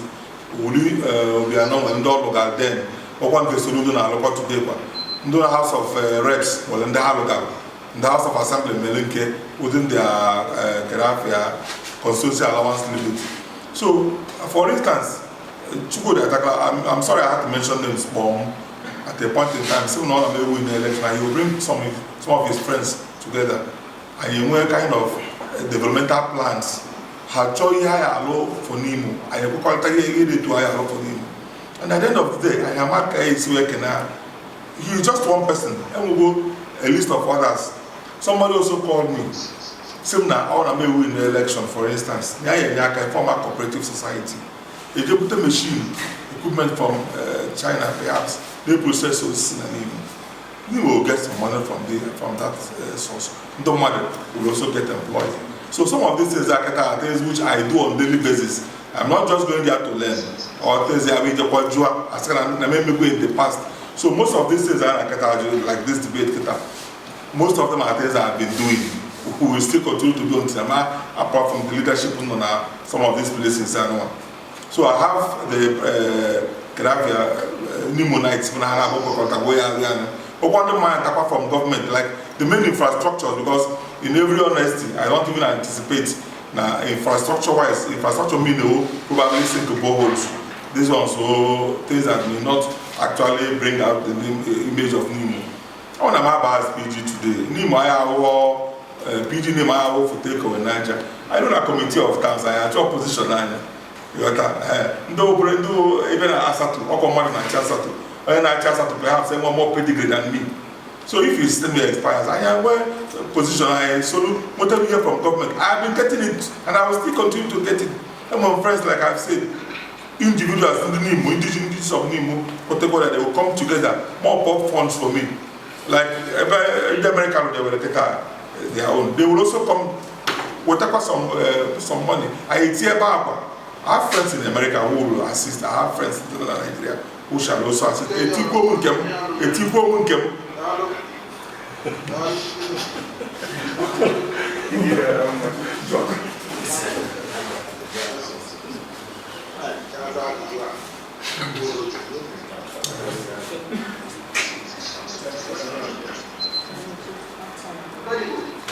Okay. Market collection, as well as dues and liens. We don't follow each to go to level to generate maybe through other sources. However, I think in that capacity, we generate internally, we generate revenue for me. And if we visit the capacity to align, it is a choice, it is one of the ways we make that contribution to the Okay. Opposing with the idea because it's a PG emeritus. Like I said before, Madia Destiny as President General. Honorable Senior, Magica. All Kita Opozo directed the question very well. Let me say this 95% of income NIMO na court cases. 95% of income NIMO na court cases. About 11 cases na court. Na eliye komu na gana atuta. Clearance ayi na eme. Eweli eje na spend in a court. Individuals by NIMO awo. Enwe matters between Eziowere and NIMO. NIMO versus Abacha. NIMO versus Agokunri. NIMO versus Eziowere. Each case, every week, and then I get twice in a week, and I spend the ego. So end of the year, from my record, because I'm talking with experience, end of the year, if 95% of EBU generate na court cases. Now, PG Ninen Kebata, or the rest concerned, because of the EBU, matter here about set your committee. Can you hear your problem? settle so that you nweta that income you nwere ike interiorize anya ka ị ghara ịwụsọ support ka eji ya eje nwalitere ahụ ihe nweta as a president general interiorize anya ọfụma 95% of the money na-aga na court o nwere ndị gba n'Imo akwụkwọ na amara ụra kụwa fonu security ma past security chairman chichabugo since na ọ nọ na service wee je court ọ pụgodo n'Imo ka na finance the court na-eje court. So ihe anyị eme to generate money is that na enwere a lot of ways I meburu before. I'm well grounded, know how to get it, know how to spend it, and in the proper time to spend it. So it's very simple. So we do it before, let's do it again. Thank you.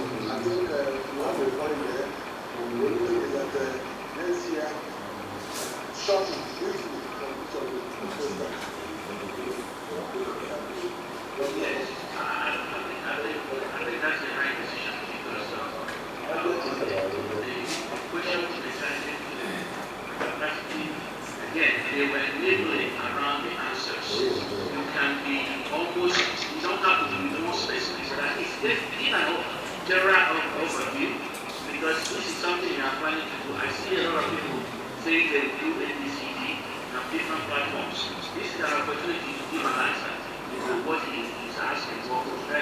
Give us an idea, a text of how you plan to have the budget, because it all makes sense. Concrete, just briefly, give us what we ask. Okay. Let us start with you. Okay. On an annual basis, we are taking because of your tenure. Let's start from the moment you reach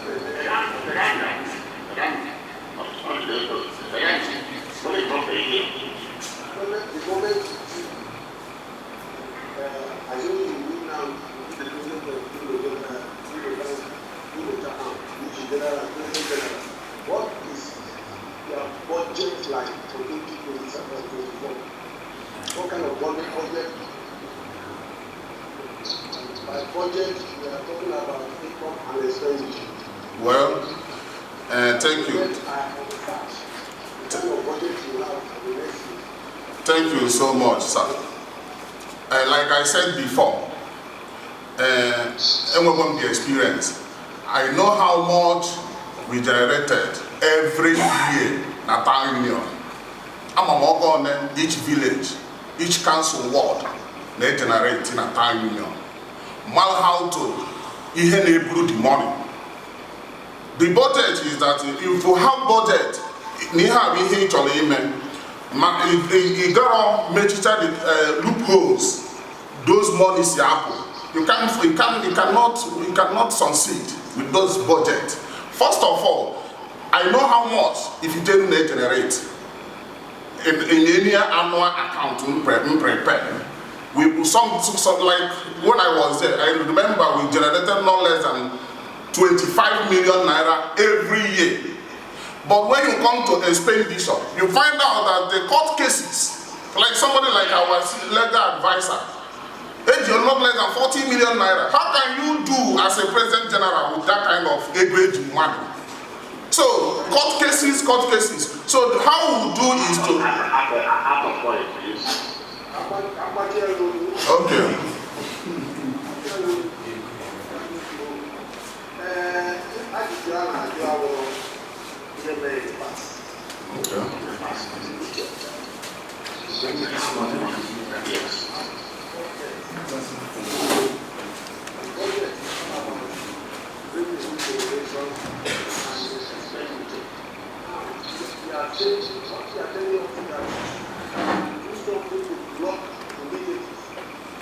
Yes. How much is that?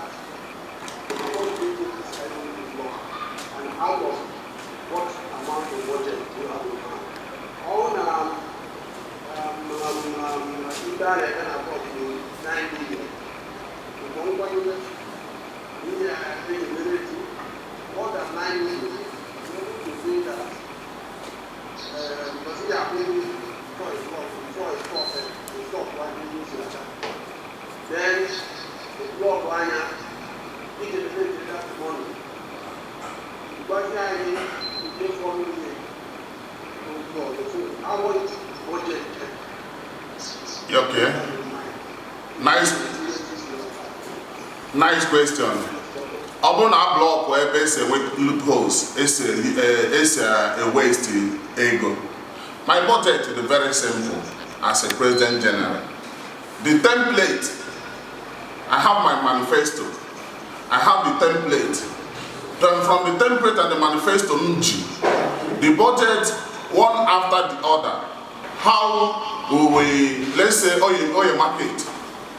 Ogona can budget maintain oil market. Ogona can budget maintain our health center. Ogona can budget, okay, I do some track roads. Ogona can budget, I do any West beans. So all those budgets, you bring it together, you can able to do it.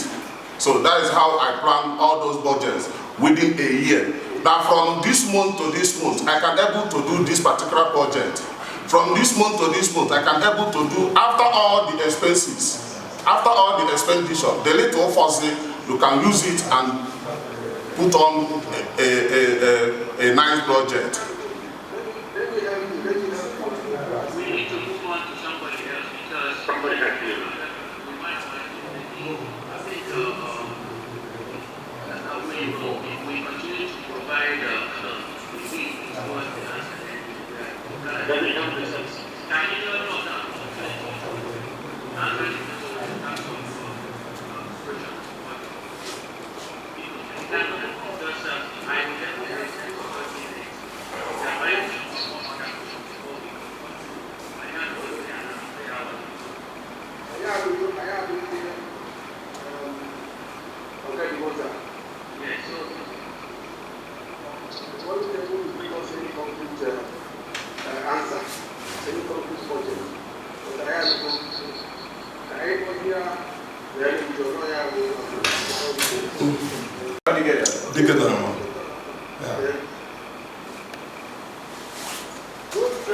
So what's the question? What's the question?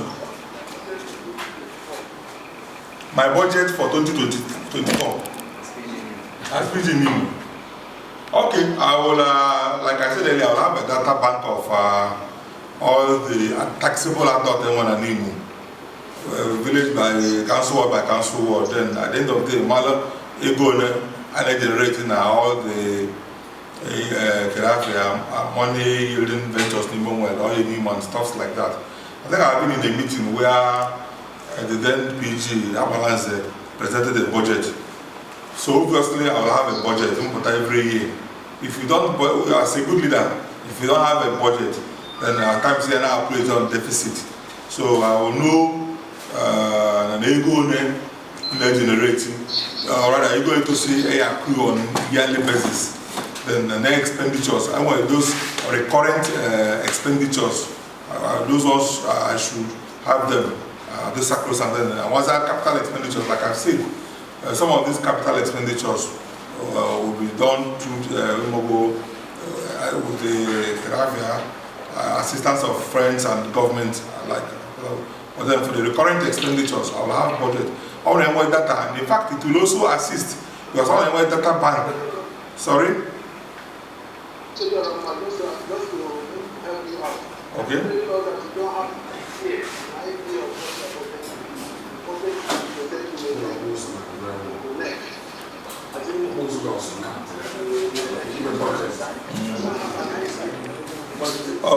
you know, the budget should include NIMO generating on yearly basis and the expenditures. Sorry? You see, the truth about the thing is like this. For now, NIMO does not have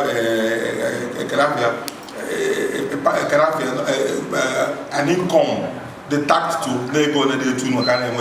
So when, like I said, when I come on board, the more sensitization exercise, the income will also increase.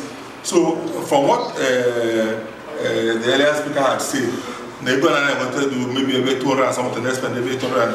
I don't want to go by that assumption. So when I come on board, like I said, I am a data bank. Magli go do taxable. I thought NIMO to slate now on yearly basis.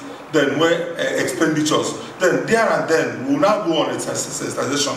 And one may go and then they go we're going to do sacrosanct on yearly basis because once then we're the thing or the constant. The man every year and they go each of these branches they remit is it. As it stands today, also few branches they remit is they go. Other people, others are not relying on NIMO. I better make clearance. And the one man than I want to NIMO every year. More than so with that, if I more fixed. what the opposite is saying, let us watch what an idea of what he's saying. Okay. If you are going to you must plan. Yeah, certainly. Any other town. You must assess the capacity of that town in terms of their economic base. Yeah. What they can do. Then you come back and strategize and then plan what to do stand their own benefit to overpower their regulatory bodies. Yeah. What of it? If actually you are serious about you should have an idea of the number of taxable adults that will give you and the amount of money they are paying on an annual basis. Okay. Well, like I said earlier, I think there was a meeting I attended where the late Balance presented the budget. Assuming NIMO were such things in succession every year with budget, from there you can have a clue. But I think as NIMO stands today, I doubt if even the financial secretary knows how much NIMO generates on daily yearly basis. I doubt if the financial secretary even knows that. So it's until you come on board with probably an idea of how to, like I said, I will have a data bank of all the taxable adults in NIMO. Therein, you can now make budget based on those taxable adults. Then all the income yielding ventures NIMO were like NIMO and whatever. Then you can now harness them together and now propose. That is even one of my in my manifesto. That's when I can now authoritatively tell you that NIMO will generate a gold on yearly basis. Then for the expenditures, they are near constant, especially as it affects the recurrent expenditure. Yeah. Okay.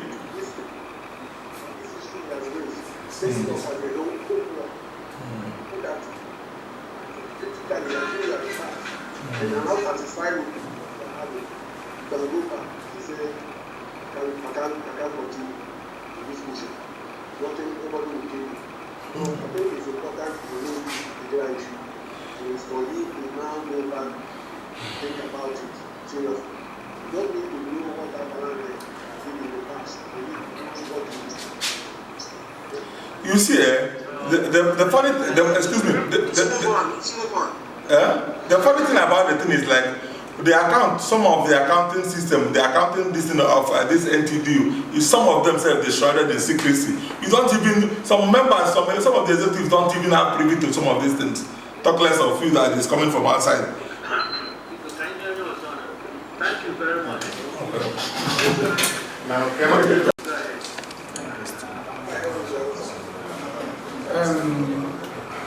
budget, as we know, is all about recurrent and capital expenditure.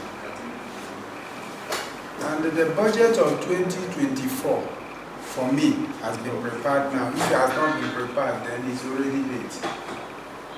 And I cannot talk about budget of what I don't know what the revenue is all about. So it will be difficult for me now to project. This is the honest truth. For me to talk about the next budget. It is only now the current president can now talk about budget of 2024 and he must have prepared it.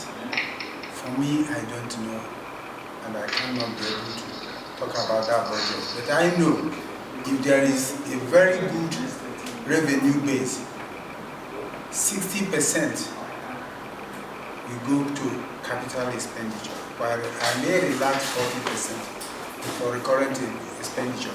But from all I'm hearing, it seems over 80% is going on recurrent and only 20% is going on capital expenditure, and that is very, very bad for any government system anywhere worldwide.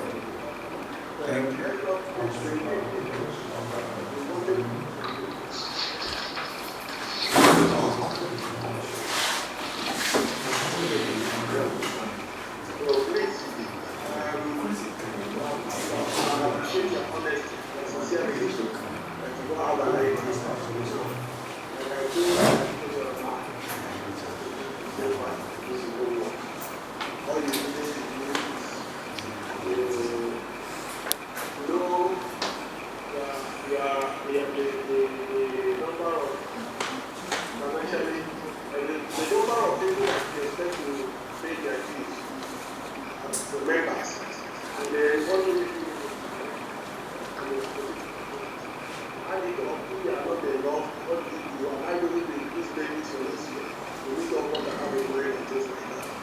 So I'm happy that you are not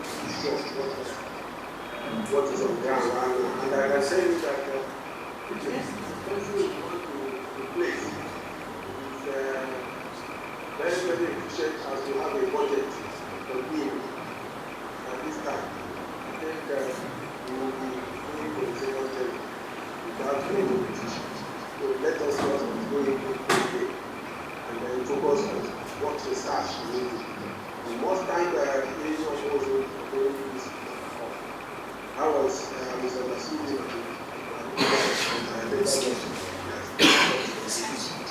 Thank you very much for your answer. Thank you also for his wisdom because he has brought some insight into the battle of the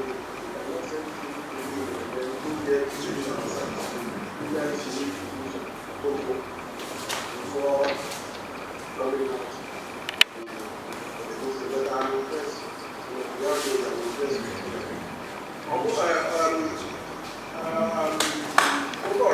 Yes, so I think we have coming up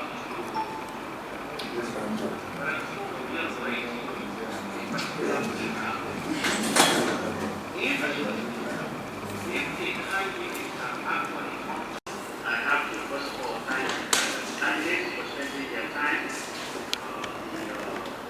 operators, the technical guys, these stakeholders that joined us. This is a very good productive meeting, debate.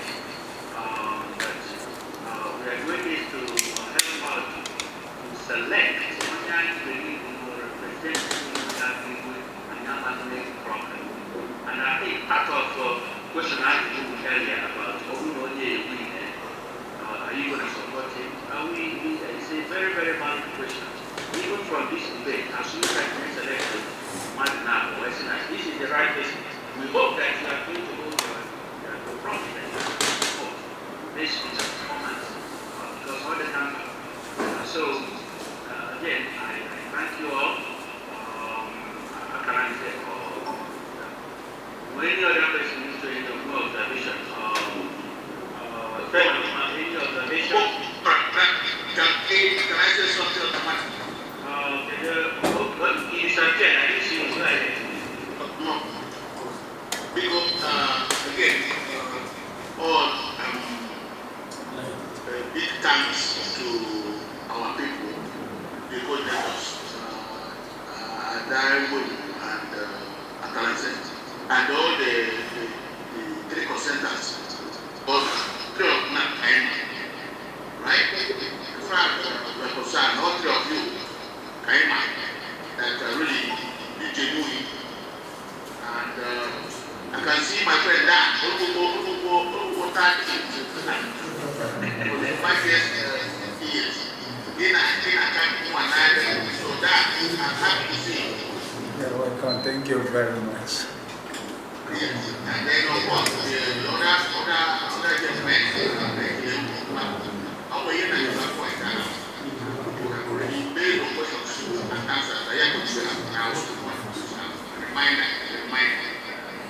Our great authority who only very good because over my especially in the point to put us together. People who have never people now never America. I buy anything. No other side has been taken. They want to what they want to our wife. They won't able to when they say something they do. And the next time and that's what we're hoping to have this time. I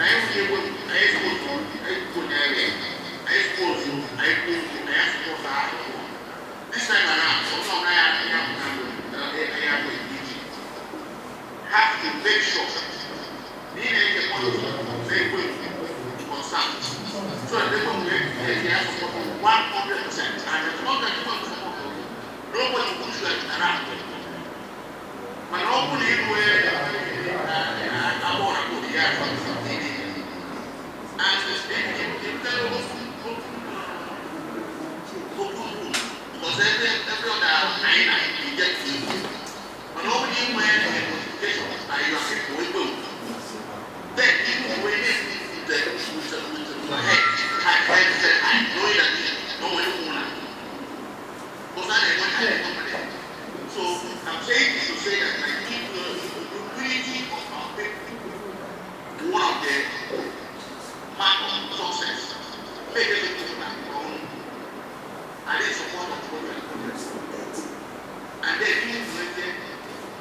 believe me, the entire EBU supporting and how are they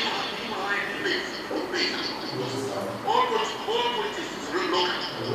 Now, they go so have that in mind. Maybe nobody say it again. After not very well. So actually,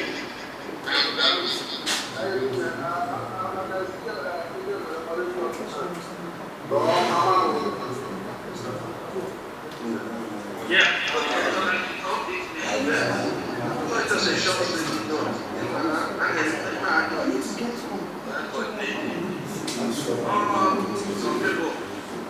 This part was so close. This man actually I want to keep that one. Now, what's up? I couldn't let it down.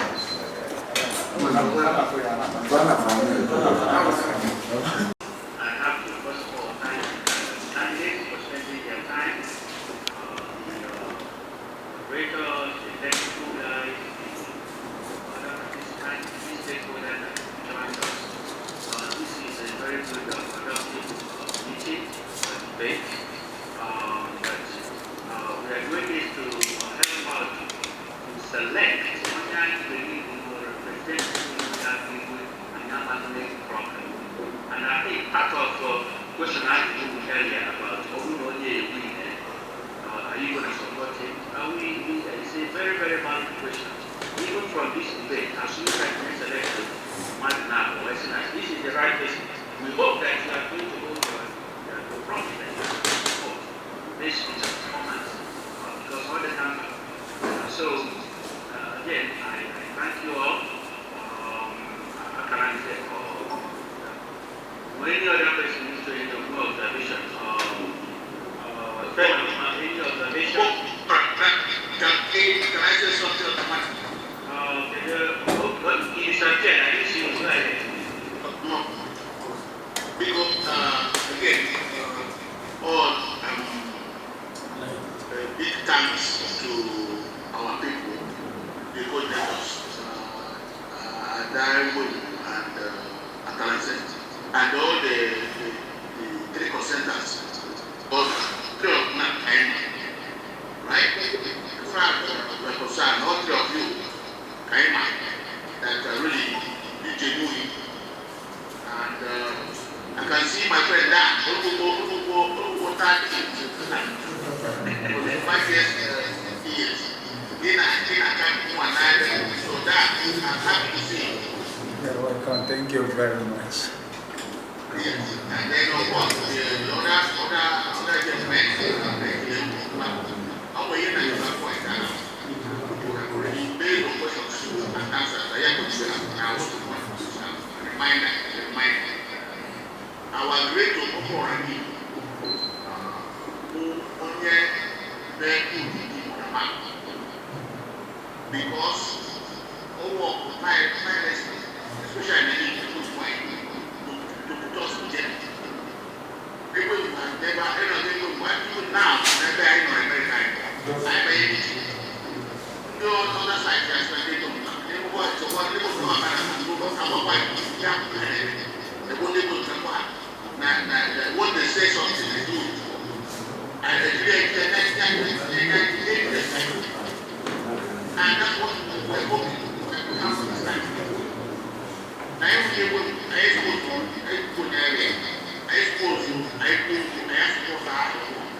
this time around, have to make sure in any point they will consult. So they will have support 100%. And as long as you want to support, nobody push that around. But nobody anywhere I'm going to put the air from something. And because every other line you get to, but nobody anywhere by your people will go. Then even when it with the head, I know that nobody will know. Because I didn't want to. So I'm saying this to say that I think the unity of our people mark of success. Make everything back home. And then support of progress. And then you believe me, the entire EBU will support you. But how are you going to base? All politics is real local. Now, they go so have that in mind. Maybe nobody say it again. Have that. Not very well. So everything.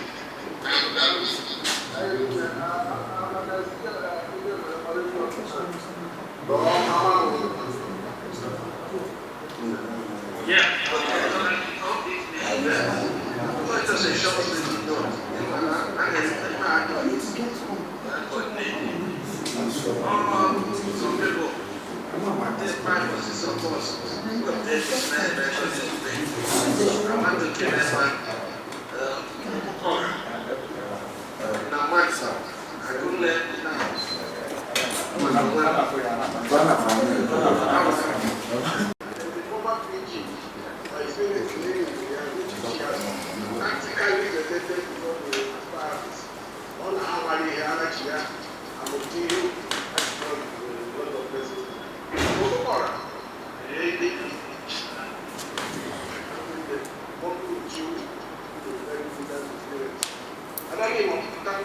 Yes, sir. I don't remember.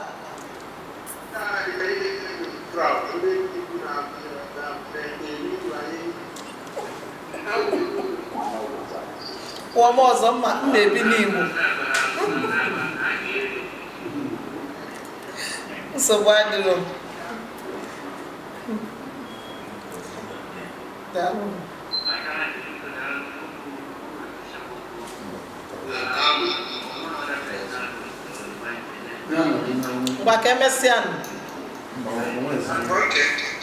Thank you, sir. Ogungwali boy gajize ntijebo iluzia wolo na mwanne mebe nebe